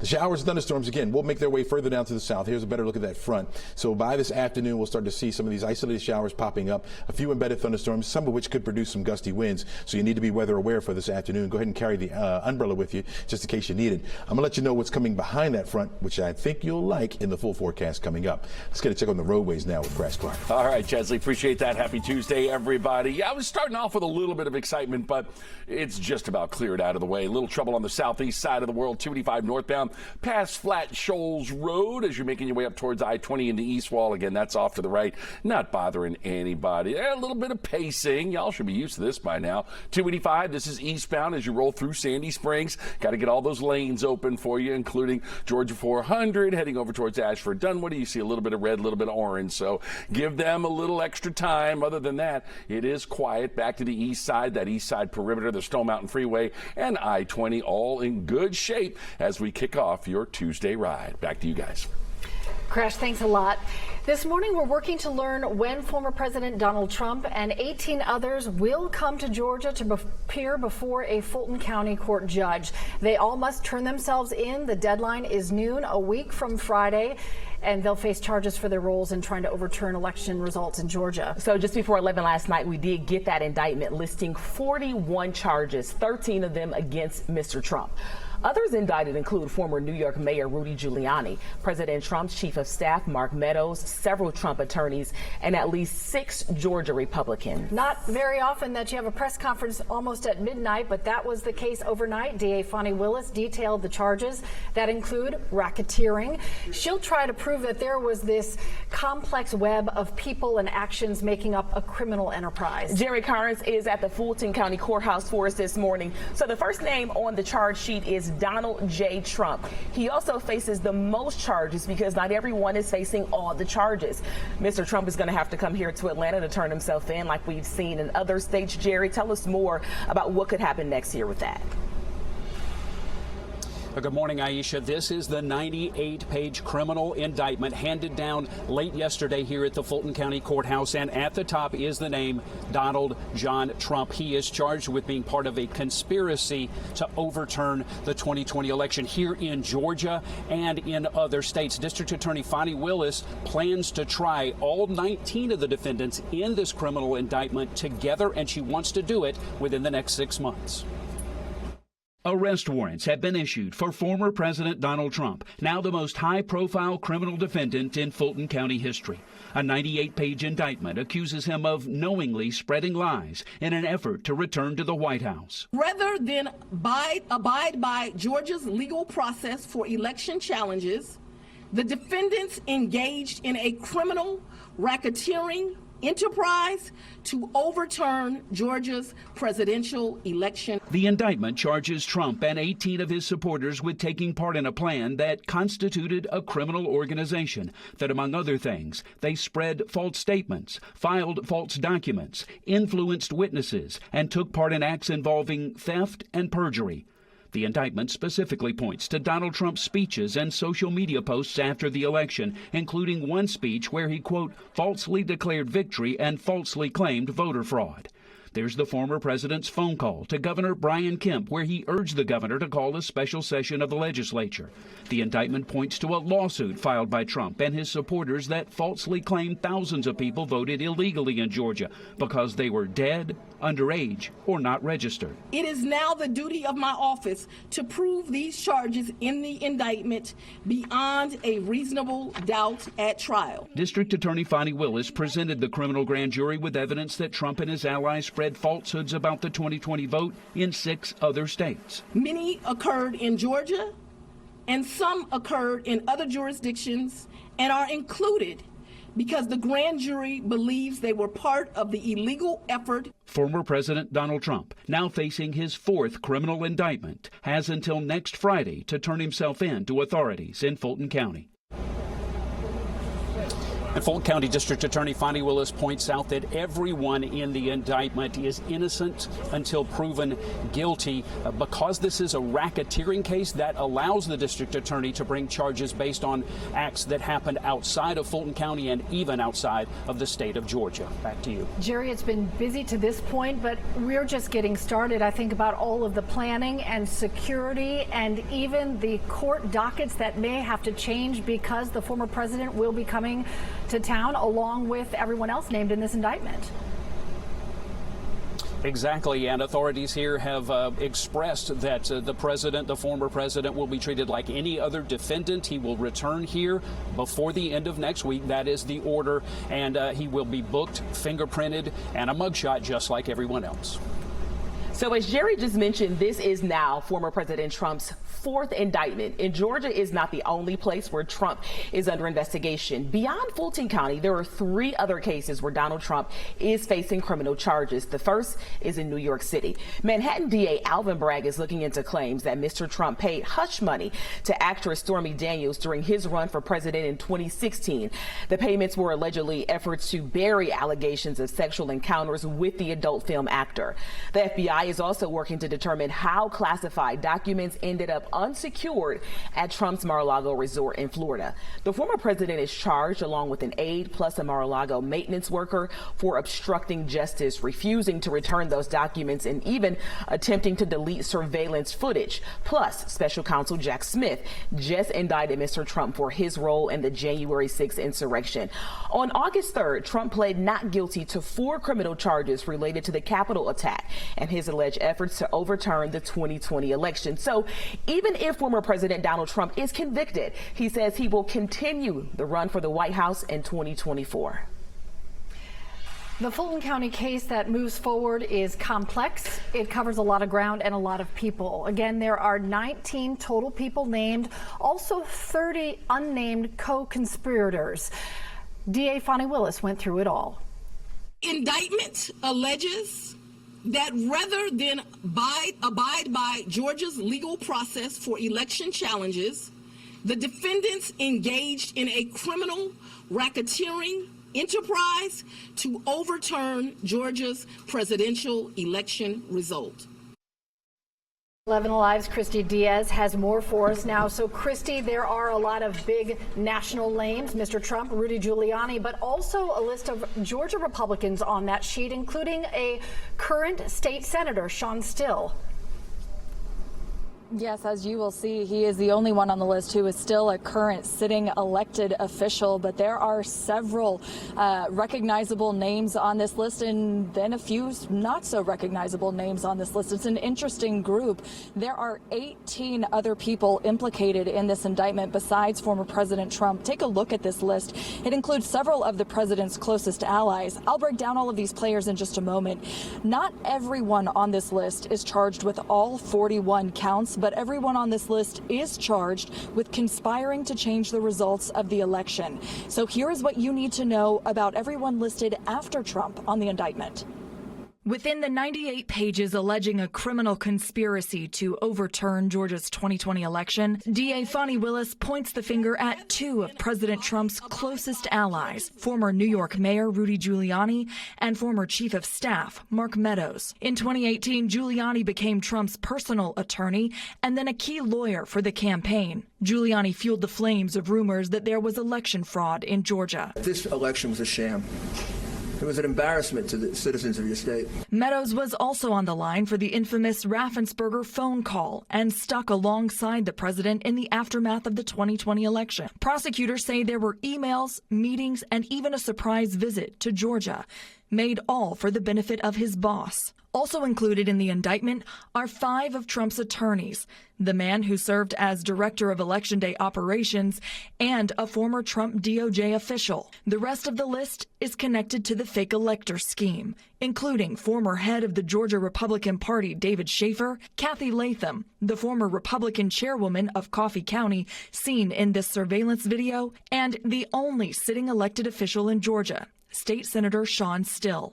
Each of them indicted on several charges, all accused of impersonating a public officer. 3 other people are accused of threatening election workers and influencing witnesses. What happened over the course of 3 months now links 19 people together nearly 3 years later.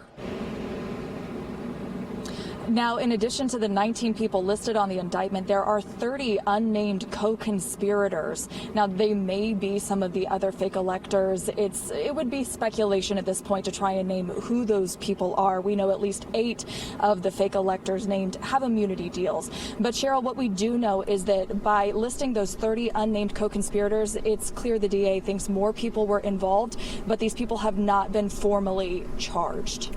Christy, as you're talking through some of the names, particularly the ones in Georgia, it really shows the deep divide within our state's Republican Party. You're talking about State Senator Still and former head of the GOP David Schaefer, who are linked to the indictment. But then you have former Lieutenant Governor Jeff Duncan and current Governor Brian Kemp, who have never, ever bought into this whole conspiracy theory and have maintained the whole time that this was a free and fair election. Right, and who openly testified against him. So there is clearly a divide, and right now it's unclear how this indictment will affect the former president as he campaigns for the presidency once again. The last 3 indictments so far have shown a bump in his approval rating, so it's unclear how this one, which may be the most sweeping yet, will affect him going forward. Cheryl. All right, a lot to come. Christy, thank you. So shortly after the news conference just hours ago, DA Fani Willis took some questions. One of the questions was her response to those claiming the probe was politically motivated. Here's what she had to say about that. I make decisions in this office based on the facts and the law. The law is completely nonpartisan. To date, this office has indicted, since I've been sitting as a district attorney, over 12,000 cases. This is the 11th RICO indictment. We followed the same process. We look at the facts, we look at the law, and we bring charges. One big thing of note is that DA Willis also gave us a timetable for when we could possibly see a trial happen. Take a listen. We will be asking for a proposed order that occurs a trial date within the next 6 months. You think about in Fulton County now, they're going to deal with this trial, the YSL trial already happening. There is an enormous amount of pressure already on this jurisdiction, and it's going to have a tremendous impact. And when you look at both of these, this has really propelled Fani Willis to the spotlight, and just even us taking a look back at all the big cases that have gotten her to this point. So I think it's going to be interesting to see how she navigates both of these at the same time, to see which takes the longest, because we already see YSL has gone on for more than a year with just jury selection. So what's going to be the timeline here with now both of them on the docket? That's such a good point. All right, we'll have much more coverage in just a bit. It is 4:45 now. All Let's right, get a check on the rest of the day. Good morning, Chesley. Good morning. Yeah, we're looking at temperatures starting to cool down. As you take a look across the nation here, 113 down toward New Orleans. So the heat is still well down to the south, but even Dallas starting to cool off just a little bit there. 92 degrees for the high there. Will be the same for this afternoon. So 104 over toward Raleigh. So you can see the middle of the nation finally starting to cool down as well. Got a front heading in our direction. It will help to knock those temperatures down just a little bit. I think by tomorrow you'll feel the comfort, if you will. Still dealing with some showers, thunderstorms up here toward the Great Lakes, over toward the northeast. Got a front again trailing, and so that's bringing in some showers up here to our far north. Right now, a couple thunderstorms starting to die out. That's very heavy rain over into parts of Tennessee earlier this morning. Now it's starting to weaken just a bit as well. This whole line will make its way further down the south as the front drops southward later on this afternoon. That's where we'll see the better chance for some scattered showers, thunderstorms as well. By noon, temperatures right around 88, 92 degrees will be our afternoon high. We'll drop back down to 87 degrees by 7 o'clock tonight, and that's when those showers should start to wrap up while the Braves are beating up the Yankees once again. Crash Clark, any problems on the road out there? Yeah, we got a little hiccup that we got to keep an eye on here out on that East Expressway. We can take a peek from the Sky Tracker showing this car fire being doused, sitting mostly off to the right of the roadway, I-20 westbound near Panola Road, and some early travelers going to encounter a couple of brake lights. Not the end of the world. No need to run over to Covington Highway, as I normally send you for your alternate, but right now things are a little active out there on that east side, I-20 westbound near Panola Road. Back to you. Crash, thank you. 4:47 now. Coming up after the break, former President Donald Trump is speaking out following the indictments here in Fulton County, while Democratic lawmakers from Fulton County say he brought it on himself. And what's next in the legal process? We verify when it comes to former president and the possibility of bond. To Decision 2024 coverage, a live look at the White House, the future residence of the newly elected 47th president. The NBC Decision desk called the race for Donald Trump around 5:30 this morning after getting the win in Wisconsin. We expect to hear from Mr. Trump at some point today. So this win is historic in so many ways, as he will be the oldest president ever elected at 78 years old. This is also the first time in more than a century that a president has won another term in office after being defeated in a previous election. Wins in battleground states like Georgia, Pennsylvania, and North Carolina really played a big role here in getting to the 270 electoral votes. With 100% of the votes reported in Georgia, Trump flipped the peach state from blue in 2020 back red this election with 50.8% of the vote. That's about 117,000 more than Harris received here in the Peach State. More than 5 million Georgians cast their ballot. That shatters previous records, and we saw results in record time. Even with record turnout, Georgia's race was called overnight at 12:35. Georgia's Secretary of State, Brad Raffensperger, posting this message on social media about an hour and a half ago, saying, "The voters of Georgia have spoken, and we are prepared to defend the election results against any legal challenge. The election was free, fair, and accessible to every eligible Georgian. As always, we will follow the law and the Constitution to protect the will of the people." As far as the Electoral College goes, NBC still has yet to call the race in Michigan, Nevada, and Arizona. Mr. Trump now has 276 electoral votes. Vice President Harris has 223. Former President Trump is also winning the popular vote at this point, which is, of course, the total number of individual votes cast from all states combined. He has more than 71.5 million votes to Harris's 66.5 million. When Trump won in 2016, he won the Electoral College, but he lost the popular vote to Hillary Clinton. Overnight, Trump addressed voters at his watch party inside the Palm Beach County Convention Center. Trump traded his often fiery rhetoric, instead calling for unity. Take a listen. This was a movement like nobody's ever seen before. And frankly, this was, I believe, the greatest political movement of all time. There's never been anything like this in this country, and maybe beyond. And now it's going to reach a new level of importance because we're going to help our country heal.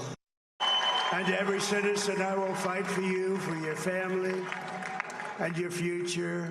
Every single day, I will be fighting for you, and with every breath in my body, I will not rest until we have delivered the strong, safe, and prosperous America that our children deserve and that you deserve. Now, Trump did not mention President Biden, Vice President Kamala Harris, or their supporters in these remarks.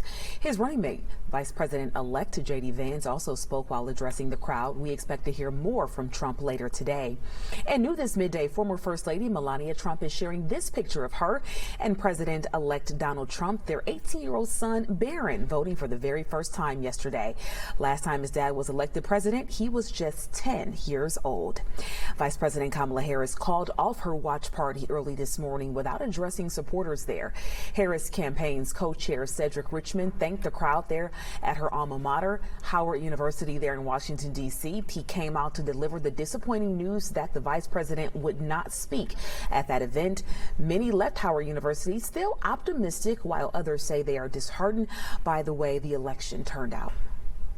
She had a very short amount of time, to run this campaign. 90 days. And to raise over $1 billion in 90 days is amazing. And I think that I can't even fathom anything except a win from her, because I can't believe that women would vote against ourselves. Just the ability to, control our bodies and our health, and somebody's for the people rather than for themselves. We still don't know when Vice President Harris is expected to talk for the first time since the race was called. Let's bring in Ariana Manise with our political team. Ariana, we know a lot of questions this morning. Break down some of the numbers in terms of the biggest factors and demographics in this election, especially, of course, in Georgia. Well, Cheryl, the biggest story is voter turnout. 5.2 million people came out to cast their ballot this election season, which in turn accounted for 73% of registered voters in this state. Now, the biggest story is the fact that Georgia is going back red. Now, Georgia was a state to win 16 electoral votes, which is why we saw candidates campaign so much in the state of Georgia leading up to Election Day. But in turn, former President Trump flipped the state back red, winning the state by 117,000 votes. We remember back in 2020 when he ran up against President Biden, he lost the state by a very slim margin of 11,000 votes. Now, if we zoom in to look at the metro, this is where 40% of Georgia's votes come from. We saw Vice President Kamala Harris. She performed well in Fulton County. She added to the win that we saw for President Biden in 2020, she actually got 56.9%. She also performed quite well in Gwinnett County, which was a decider county. Now, where former President Trump won, he actually was able to flip counties. We saw him flip counties such as Baldwin County, we saw him flip Washington County, and we also saw him flip Jefferson County. We remember back in 2020, President Biden, he won the county with 53.1% of the vote. Former President Trump winning this county with 50% of the vote. Also, if we take a look, zoom back into the metro to take a look to see where else. Another reason that attributed to former President Trump winning is that he actually picked up some votes in some rural counties such as Cherokee. Take a look at Bartow County, as well as Pickens and Gordon. Just shows you how more people turned out, especially in those rural counties, which attributed to former President Trump flipping the state back blue. Now, coming up in my next hit, I'll take a look at the congressional races because all 14 of Georgia's congressional offices, they were up for re-election. We'll take a look to see if the incumbents will remain in office. Sending it back to you. All right, and more early voting from Republicans than we've ever seen before. Ariana, thanks so much. We have full results right now for you on 11alive.com nationwide and also county by county. Make sure you add 11Alive Plus to your free streaming device. We have full coverage from election night, plus streamed there on 11Alive Plus. You can watch President Trump's full acceptance speech. Just search 11Alive on your Roku, Amazon Fire, or Apple TV. Staying on top of the latest election results, coming up right after the break, another look at how Trump won the presidency. Plus, we hear straight from voters. New at midday, we are getting local reaction to Trump winning the presidency. 11Alive's Molly Oak joining us now from Atlanta. Molly, what are you hearing out there this morning from voters as we start to settle into the news? Yeah, Aisha, you start to see the news on the social media. So for the past hour and a half or so, we've been talking with voters to try to get their reactions to when they started seeing the results. I feel like helpless, and I don't understand how this happened. I don't think it's acceptable that so many people think that what Trump is doing and what he wants to do is okay. There's a lot of potential, so hopefully we can get some of the poison out of our food, get some of the budget out of the government, make things more efficient, make things better. So we'll see. Time will tell. So we saw folks on both sides of the coin today, but one thing a handful of people agreed on is that this election, regardless of what side you're on, highlights how important it is to get out there and vote and have your voice heard. Coming up in the next half hour, you'll hear from more voters just like you all about their reaction to the results. Guys. All right, Molly, thank you. We're going to fix everything about our country, and we made history for a reason tonight, and the reason. That was Donald Trump, who is now the president-elect, again giving an acceptance speech in Palm Beach early this morning. His win was in part because of a big flip in the battleground states, including here in Georgia. We talked to both Republican and Democratic strategists about Trump's win. We've went through so many different issues, including court cases with our different electors here in Georgia. So for him to come back and make this great comeback and win this re-election, I think it'll really unite our party. More intentionality with the messaging, trying to assuage people's fears and anxieties about the economy, about what's happening overseas, and instead of just making the campaign about, oh, you don't want to vote for Trump again. So what are voters, particularly Democrats in Georgia, keyed in on moving forward? We took that question to Emory political science professor Dr. Andra Gillespie. I think some of the comments that some Republicans took as idle threats and just empty rhetoric are things that Democrats took seriously. And so I think we're going to be looking at whether or not Donald Trump expands executive power, whether or not he tries to leverage the broad immunity that the Supreme Court has granted him to do things that people are uncomfortable with. And I think most importantly, whether or not he seeks some type of retribution against people who have been sharply critical of him, I think is a big question. Coming up in our next half hour, Dr. Gillespie talks about what Republicans did best in Georgia and the takeaways for state Democrats. I really don't know what he said at the end of that sentence. I don't think he knows what he said either. What are you talking about? You have the morals of an alley cat. First this morning, the start of a political firestorm as President Biden and former President Trump went head-to-head in Atlanta for the first presidential debate in what's expected to be a very tight race. We've got a lot of work to do. Georgia is a true battleground state, and that means that we have to fight for every single vote. Plus, local leaders reacting why they say the conversation will continue to heat up from now until November as the candidates try to sway voters. I don't think either of them answered the question well. Georgia voters weigh in why many we talked to say they didn't get the answers on the topics that matter most to them, like inflation, the housing market, and health care for expecting mothers. 11Alive Morning News starts now. Good morning, everybody. I'm Cheryl Preheim. Aisha Howard is at the CNN studios. We're going to check in with her in just a minute. Happy to be with Andrew and Crash this morning. It's 4:30 now. Yeah. Aisha will be here at 5, and it's Friday. Let's all take a deep breath.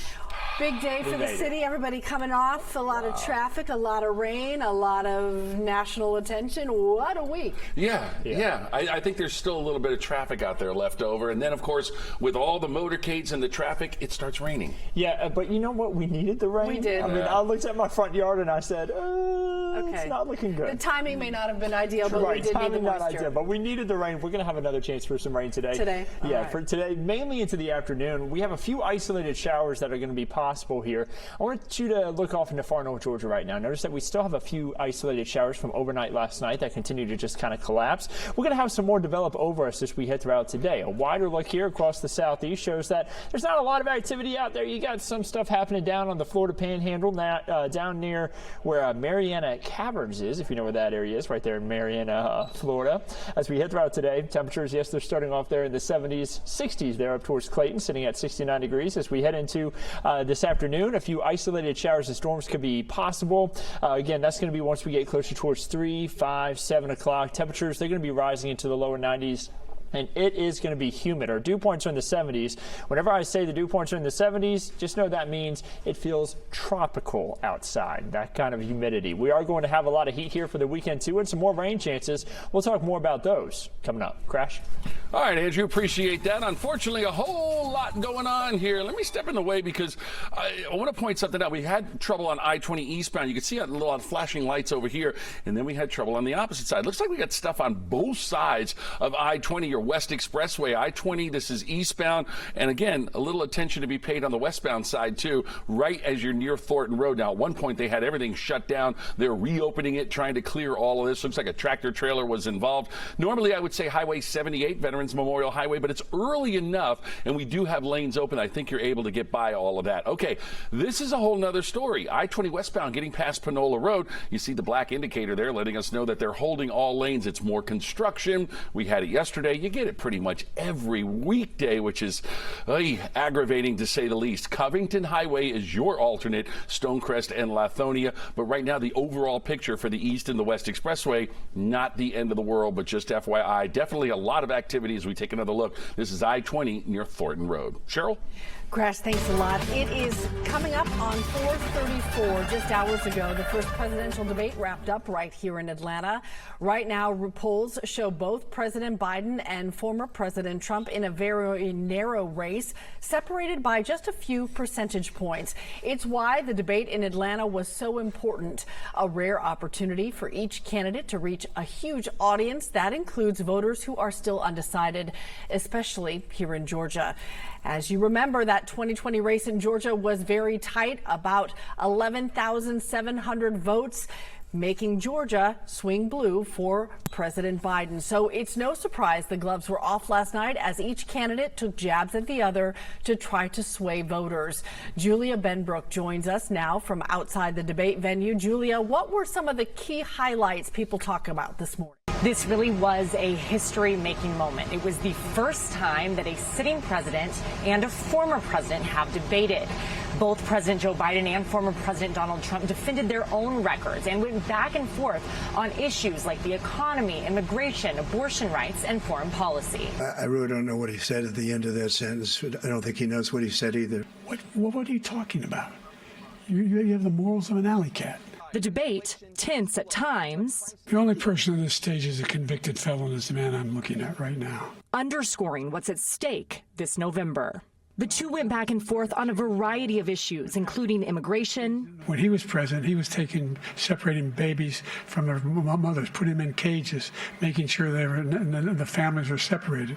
That's not the right way to go. We had the safest border in history. Now we have the worst border in history. There's never been anything like it. And people are dying all over the place. Abortion rights. I put 3 great Supreme Court justices on the court, and they happened to vote in favor of killing Roe v. Wade. It's been a great thing. It's been a terrible thing, what you've done. The economy, which polls show is the #1 issue on the minds of voters. He rewarded the wealthy. He had the largest tax cut in American history, $2 trillion. He has not done a good job. He's done a poor job, and inflation's killing our country. The two have agreed to a second debate scheduled for September 10th. Now that second debate will be the last chance voters will get to have some insight on the big issues that they feel are most important to them. And speaking of voters, last night debate watch parties popped up across Metro Atlanta as people's eyes were glued to the screen. 11Alive's Molly Oak went to the watch party at the Hyatt Regency Atlanta and was there when President Biden arrived just before 11 p.m. He greeted voters who'd just seen him on TV. He talked with local leaders like Atlanta Mayor Andre Dickens to get his thoughts. Atlanta put on a full display that we can manage large events and also things of critical magnitude. And everybody's watching us because in 2020, Georgia did a thing. We went from red to blue, and that carried into 2021. So 2020, we elected Joe Biden. In 2021, we had Warnock and Ossoff. And then in 2022, again, re-elected Warnock. Georgia is a swing state, and we proved it tonight. So now we have to carry it all the way to November. Congresswoman Nikema Williams agreed, putting emphasis on how things could come down to the wire in November. Take a listen. We've got a lot of work to do. Georgia is a true battleground state. That means that we have to fight for every single vote. We're going to continue to have the conversations with voters, meeting them where they are and talking about the issues that matter to them. Later in the night, before heading to Dobbins Air Reserve Base, we spotted President Biden and the First Lady at Southern Staple. They went to the Waffle House while he was there. He was at a location on Cobb Parkway near Truist Park, by the way. He and the First Lady enjoyed a cup of coffee before heading out to North Carolina, where there will be a rally today. We were also at Manuel's Tavern in Midtown as people packed inside to watch the debate, with many hoping President Biden would perform well. Many of the people we talked to expressed disappointment with both candidates. Some people specifically pointing out that on critical issues like the housing crisis and health care equity, neither candidate provided satisfactory answers. You know, the housing crisis is very real. I would like to buy a house someday, and I think it just keeps getting harder and harder. I haven't heard one of them say a plan that would actually make it easier, so that's a little disappointing. The issue that I cared about made me cringe because I'm Black, but I think that was one of the main ones because I want to feel safe, along with abortion and women's health rights, because they did bring up, which I was super surprised about at CNN, about the mortality rate of Black women, about how Black women don't get a lot of health care and how we sometimes need to have advocacy. I don't think either of them answered the question well. All right, we'll have another chance to watch them debate. It is scheduled for September 19th. This Sunday, you can tune in for a full recap of last night's debate on 11Alive's political show, The Georgia Vote. Zach Merchant and Faith Jesse will have analysis from local strategists Mark Roundtree and Howard Franklin.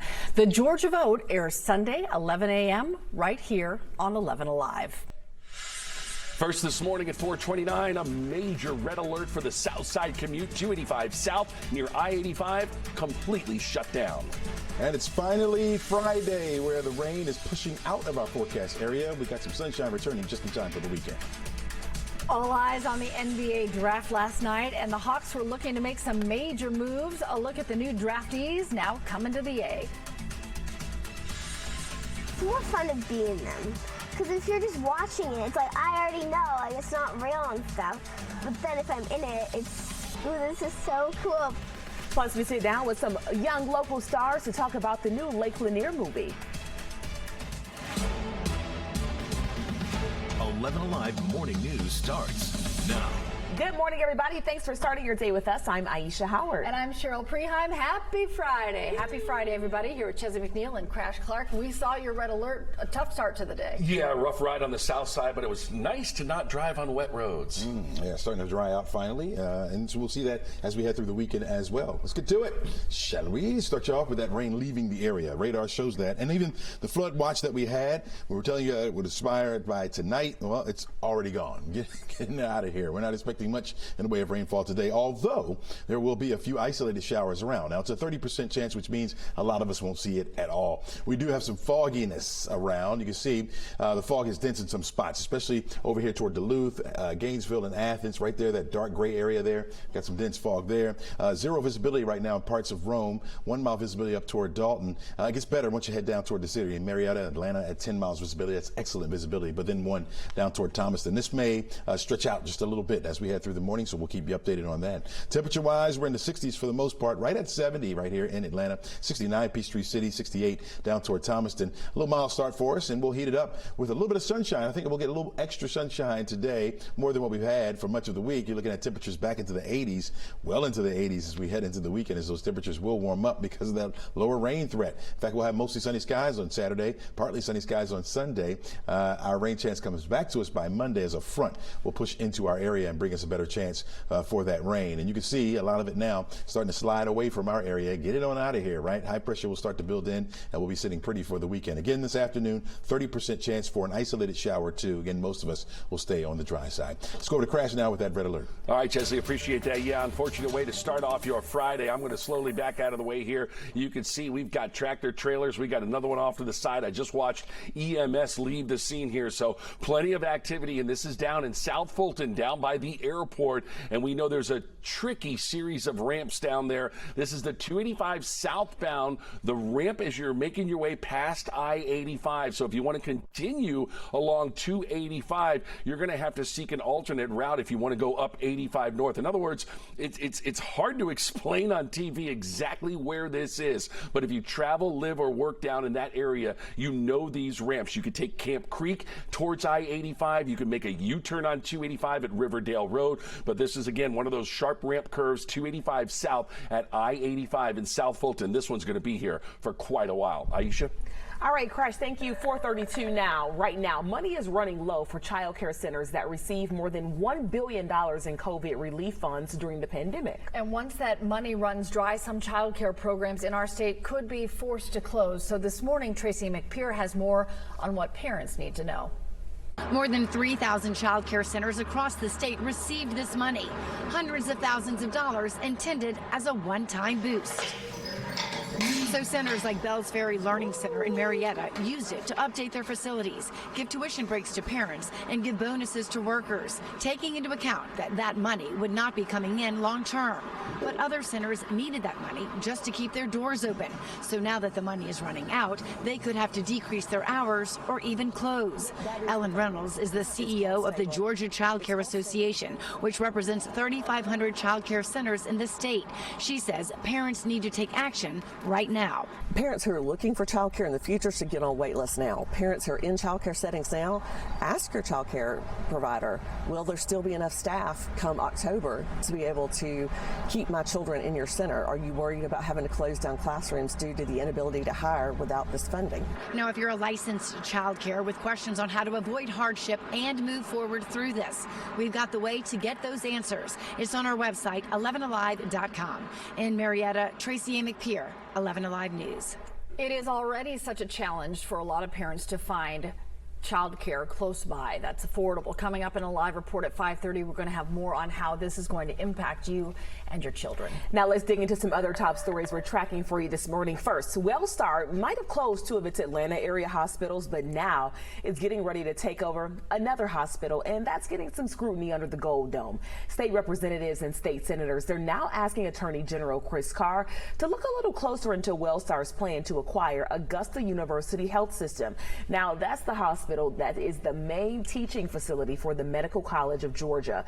The lawmakers say they're concerned that Wellstar could owe more taxes if the IRS acts on those federal complaints. A controversial plan to expand MARTA's streetcar line now has a new architecture and engineering firm attached to the project. The east extension would connect the current line on Edgewood Avenue and run up to Ponce City Market with 5 stops in between. Our partners at the Atlanta Business Chronicle say MARTA's Planning and Capital Programs Committee tapped HDR to take the lead on designing this new line. The full MARTA board still has to issue its final approval. This morning, we are getting a fresh look at how burnout is dealing a blow to Georgia's workforce. A report from the Alpharetta-based group Go Beyond Profit found, get this, 70% of employed adults in the state, they had some level of burnout with their job, and 20% say it's hurting their work performance. We have more on the study and how to look out for signs of burnout. Just head to 11alive.com. This morning, those opposing Atlanta's new public safety training center are putting some pen to paper. They're collecting signatures to try to stop the construction by putting it to a vote. They need about 70,000 Atlanta residents to sign the petitions over the next 60 days. Voters could then decide on the measure in November. Mary Hooks was the first person to sign. She calls the issue personal, saying she's part of a larger movement. You don't have to agree on the issue right now. We just need, at the very least, folks to value some level of democracy, transparency, and what it means for everyday people to make decisions over their lives. Atlanta City Council member Liliana Bakhtiari also signed the petition and recently voted no to fund the $90 million training center. Protesters plan to canvass neighborhoods in the coming weeks to try to gain more support for the measure. Atlanta rapper Young Thug might be behind bars, but that is not stopping him from releasing some new music. Young Thug has been in the Cobb County jail for more than a year now as he awaits trial on RICO charges in Fulton County. Right at midnight, he dropped a brand new album, yes, from jail.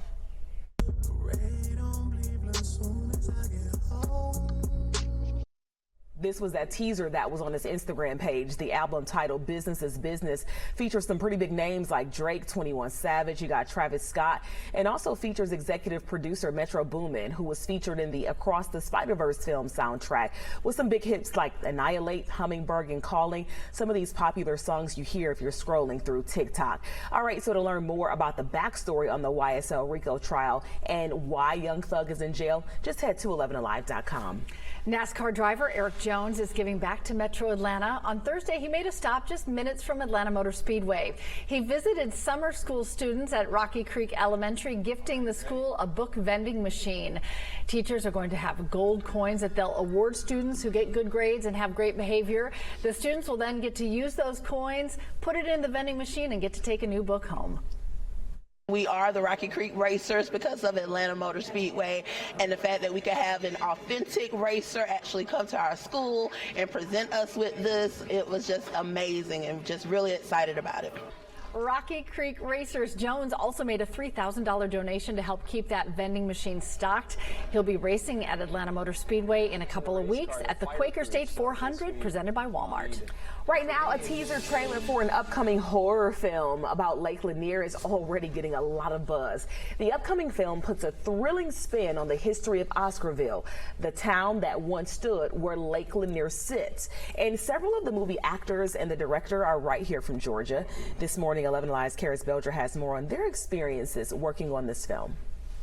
One of Georgia's most notorious landmarks. There are graveyards, businesses, churches, hospitals, et cetera, that are underneath the lake. Getting a spooky treatment. Felt like it's something that was very important.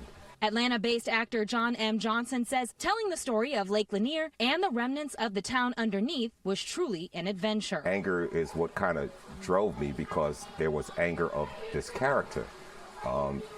James had been wrongfully accused of something that he didn't do. It's a drive in the black community. The project, a 3-year venture, now coming to life with true Georgia ties, the directors, crew, and several actors, all from the Peach State. And this beautiful home, the backdrop for the historical thriller. Usually I'm a bright, bubbly girl. The film's youngest star, Riley Madison Fuller, who says she enjoyed taking on a scary role. It's more fun to be in them. Because if you're just watching it, it's like, I already know, like, it's not real and stuff. But then if I'm in it, it's, ooh, this is so cool. People are going to think it's, like, real. While director Will Eric Bush Anderson and his wife Cindy say they hope audiences will take some lessons from the film. And I feel like I want this movie to just open minds and bring awareness to what Oscarville once was. Because the truth, they say, is stranger than fiction. We dig deep into the history and did our research, and that's when I was like, oh, okay, yeah, I don't want to mess with that either. Very, very fascinating history when you think about a place a lot of people just go to enjoy. The movie titled Lanier is going to premiere September 9th in Atlanta, and on September 10th and coming, you can already buy your tickets. We have a link for that on 11alive.com. 4:40 now. Chesley, are you a scary movie guy? Yeah, I'll watch them. You like them? Oh, yeah. Not a problem for me. Okay. I'm like that little young girl. Hey, I know it's not real. It's not real. I'm bubbly in my real life. She's so cute. Absolutely. All right, take a look. Sure, we have our weather hotspots for today. Once again, looking at triple-digit heat over into Texas. They've been dealing with this for really all week long. Excessive heat, those heat advisories all the way up there in the 120s, folks. Woo. You're looking at a little warmer day for us. We've been in the 70s for much of the week. Now finally getting back to about 83 degrees. We'll get a little bit of sunshine breaking out for this afternoon. We saw that yesterday, and those temperatures really started to get up there as well. I think we hit 81 degrees for a high temperature yesterday. A little bit of sunshine is all it takes, folks, to warm us right on up, especially this time of year. Got the wet weather up here to the north. If you're planning on jumping on a plane this morning and heading up toward the northeast, there will be some scattered showers around. This will be up and down the eastern seaboard. For us, it's finally starting to clear out. Along the coastline, we still have a few showers this morning, but by this afternoon, that will clear out. We will see a few isolated showers possible as we head into the afternoon. You're looking at temperatures at 76 degrees by noon, partly sunny skies by then, 30% chance. So an isolated shower or thunderstorm is possible. Again, 83 for your afternoon high. Will drop back down to 81 by 7 o'clock tonight. More on your forecast coming up. Right now, let's go over to Crash with a look at that red alert. All right, Chelsea. Yeah, this red alert's going to be with us for a while. When these tractor trailers flip over, hopefully you know what they've got to do. They got to get these heavy-duty wreckers out there. They got to strap these cables on board. They got to get this thing back on its wheels and get it out of there. In the meantime, we've got a mess. This is down South Fulton by the airport, 285 southbound exit to I-85. All lanes are blocked. Now, this is going to impact 285 south, so you need to exit as early as Camp Creek, maybe even before that. That'll get you access to I-85 north and south, because those are the brake lights already building on 285 south as you approach Washington Road and those ramps down at I-85. This is only going to get worse as the day goes on. Folks, we got more coming right up. Don't go away. Okay, so you don't have to live under a rock to know that rapper Kendrick Lamar and Drake, they are beefing hard right now, especially as the two kept dropping diss tracks on each other. How does Atlanta factor in a major way? Over the weekend, things got heated as the two released fueling diss tracks, 5 of them, including the song Not Like Us. In it, K-Dot references some notable Atlanta rappers, saying Drake has to tag along with them to get a little street cred. Take a listen. People said you can be from North Side, but 2 Chainz say you good, but he lied. You run to Atlanta when you need a few dollars. It is a song everybody is bopping to right now. So last week, Kendrick Lamar also mentioned Gunna and Lil Yachty in his song Euphoria. In the past, Drake has cited Atlanta and his rappers as his inspiration, saying during his tour stop here last year, all the artists that I love, all the artists that inspire me, the majority of them come from right here in Atlanta. So far, the two have traded jabs. I mean, they are going below the belt. They're taking it to the basement, talking about taking Ozempic while also really bringing out some pretty serious allegations against one another. On the lighter note, we already know where former President Barack Obama stands. We know he is a hip-hop head because of a viral video from 2016 with YouTube interview with Swoozie that is trending this morning. Listen. Drake and Kendrick Lamar got in a rap battle. Who do you think would win? Got to go with Kendrick. I'm just saying. And the man has spoken. This morning, some videos are going viral of people actually explaining the drama to their babies. This is one of my favorites. The comment sections did not disappoint, saying, I need everything explained to me like this. Got the popcorn ready. I am listening. Guys, in honor of Teacher Appreciation Week, you know what I love? Teacher TikTok is saying that the kids are talking about this rap beef so intense because Kendrick Lamar gives all these like double and quadruple entendres. They're breaking it down in class. So it's a lesson for the children. It's a teaching moment, Professor McNeil. Not in my class. Not in your class. They would laugh at me. They would really laugh at me. Just not in Professor McNeil's class. We talk about the environment. There you go. But that's a part of the environment too. Yeah. Admittedly, it is a part of my world growing up. Rap beef is one of my favorite things, and this one is not disappointing. I'm taking Kate out all the way. What are we going to take a look at? Let's do it. Let's take a look at all the fun things that are happening around the metro in your weekend watch. All right, a popular outdoor Outdoor Festival is back this weekend. There will be more than 100 vendors and displays of art at the Festival on Ponce, as well as, of course, a children's area and food. The free festival will run from Saturday through Sunday at Olmsted Lanier Park. Also happening this weekend, an event for the kids. Back to the Roots and the Home Depot are hosting a gardening workshop. It's all about nurturing curiosity, fostering independence, and educating children about gardening. The workshop is this Saturday from 9 in the morning to noon at the Atlanta Home Depot flagship store. All right, this Sunday you could celebrate the Thai New Year at the Songkran. This is a festival that will take place at the Buddhist temple in Decatur. There will be traditional ceremonies, cultural dances, and of course you gotta have a water fight, and it's free and open to anyone who wants to attend. That's what I love about Atlanta. There's something for everyone, no matter what you're into and what part of the city you live in. And it's that time of the year where it's all about festivals, and the weather's going to be nice, a little chilly, so bundle up the little ones, but it's all about the Braves for me this weekend. Yeah, that's true. Something for everyone. All right, for more details on all that's happening this weekend, to find out what you want to attend, text the word events to the number on your screen. We'll send a link with all of the information straight to your phone. All right, there's a lot of new things at Truist Park this season. Just ahead, I'm giving you an inside look at all the new menu items that you can snag when you head to the ballpark. Plus, getting ready to take on the world's best soccer players. How the U.S. women's national team is preparing for the She Believes Cup this morning. And remember, you can always watch 11Alive Morning News on our streaming app. It's on your schedule. Download it for free. We'll be right back. For a while, you might have noticed a little pause in your favorite TV shows and movies, right? That is because the strike, it did go hand in hand with the writer's strike that ended back in September. But now that they're both over, the film industry is making a comeback. Major studios already announcing new films. Let's check some out. Orange? Who made the console orange? Do I look orange? I didn't touch it. Orange is not my color. Not me. Hello? Ah! Oh my gosh, I'm anxiety. Where can I put my stuff?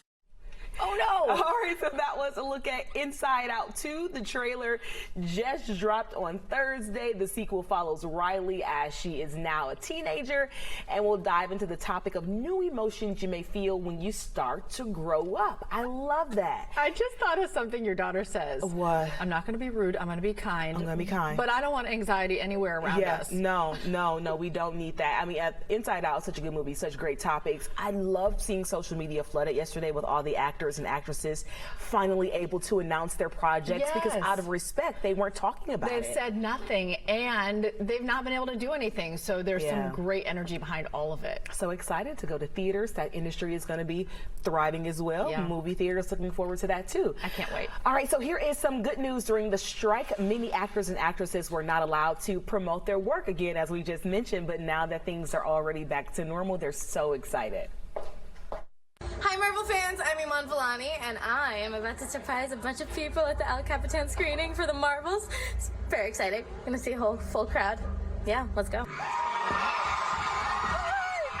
They didn't waste any time. That was Iman Vellani surprising people for an early screening of the Marvels. She plays Miss Marvel. The film officially comes out today. Talk about timing. I got to tell you, they recorded one of the episodes of Miss Marvel like right down the street from my house. Ooh. It was so fun. Okay, sidebar.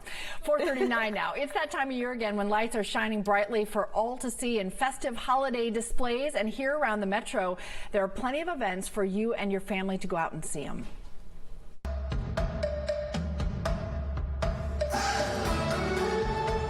For the first time, the Winter Lantern Festival is coming to Georgia, and it's kicking off today at the Gwinnett County Fairgrounds.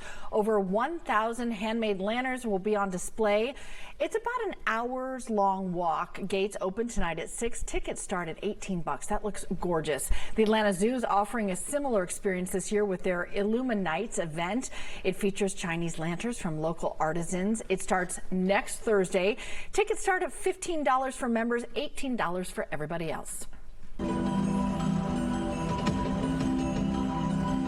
You know, the lights just kind of put you in the mood. Next Wednesday, World of Illumination will be returning to Six Flags Whitewater in Marietta.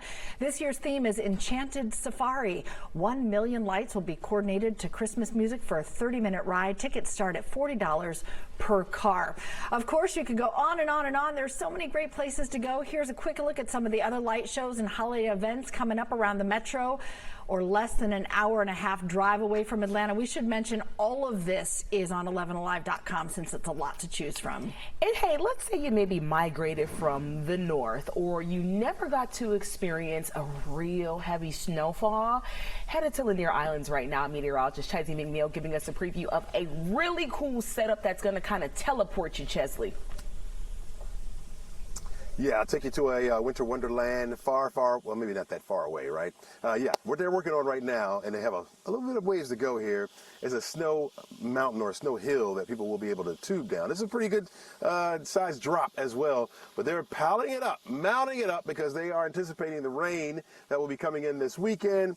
The good news with that rain is that temperatures will be a lot cooler, so maybe they'll be able to bake a little bit more. But right now, they still have the snow that's at least being shot out of a couple of tubes here where they'll pile up the snow. And it stops almost about where we are. Later on in the show, we'll pan down, show you where there's still a little bit of green that they have to cover. But they say they're going to have it ready just in time to open up for you tomorrow. Let's take a look at our forecast for today. And we're looking at temperatures. Well, we were on the mild side. We had those temperatures down into the 70s yesterday. We were in the 80s, but we're looking at only 70 for an afternoon high today. But that rain is not that far back off to the west of us. That will be moving in as we head through the day today. In fact, it's going to stick around right on through the weekend. Much of the middle of the nation starting to dry out. For us here in the southeast, that's where you're going to find it. We'll say from, let's say, Philadelphia today, southward, it will be on the wet side. So if you plan on going up to the northeast, make sure you grab your rain gear. You're going to need that. The rain will be with us off and on as we head through the weekend. Today, at least, we're expecting to come in by mid-morning into early afternoon. 65 degrees by noon. 70 for your afternoon high. 63 will be your temperature by 7 o'clock tonight. Again, grab your rain gear, folks. You're going to need that for today and through the weekend. For the first time ever, 11Alive is giving you a look at the Veterans Immersion Program at the Georgia Aquarium. From diving into the deep blue to swimming at the top of the world's largest indoor tank. For the past 15 years, this program has given veterans the chance to become weightless and experience aquatherapy on a much larger scale while coming face to face with the world's largest creatures. This past week, a group of alumni and veterans currently in Emory Healthcare Veterans Program got to participate in a gentle giant swim as part of the Veterans Immersion Program at the aquarium. Some came as far as Washington State just to have giant whale sharks and manta rays within foot's reach. Jeff Canterbury, the outreach coordinator for Emory's Veterans Program, says although this is not for everyone, it can be very relaxing. Because speaking from personal experience, I'm not a big water guy. That's partly why I'm in the Army. I'm not a big fan of the water. Our veterans usually have a very positive experience. In my 4 years doing this with the veterans, I've never seen someone that says, this was horrible, I never want to do this again. They never say that. They always say, wow, this was so cool. I'm glad I got a chance to do this. And Jason Bush, a former Marine and now manager of the aquarium's Military Salute program, which oversees the immersion program, agrees. To be immersed in the water, both on top and under the water, it takes away a lot of the visual and audio hustle and bustle of everyday life, and just focus on being in the moment, something that many of us have learned through years of therapy.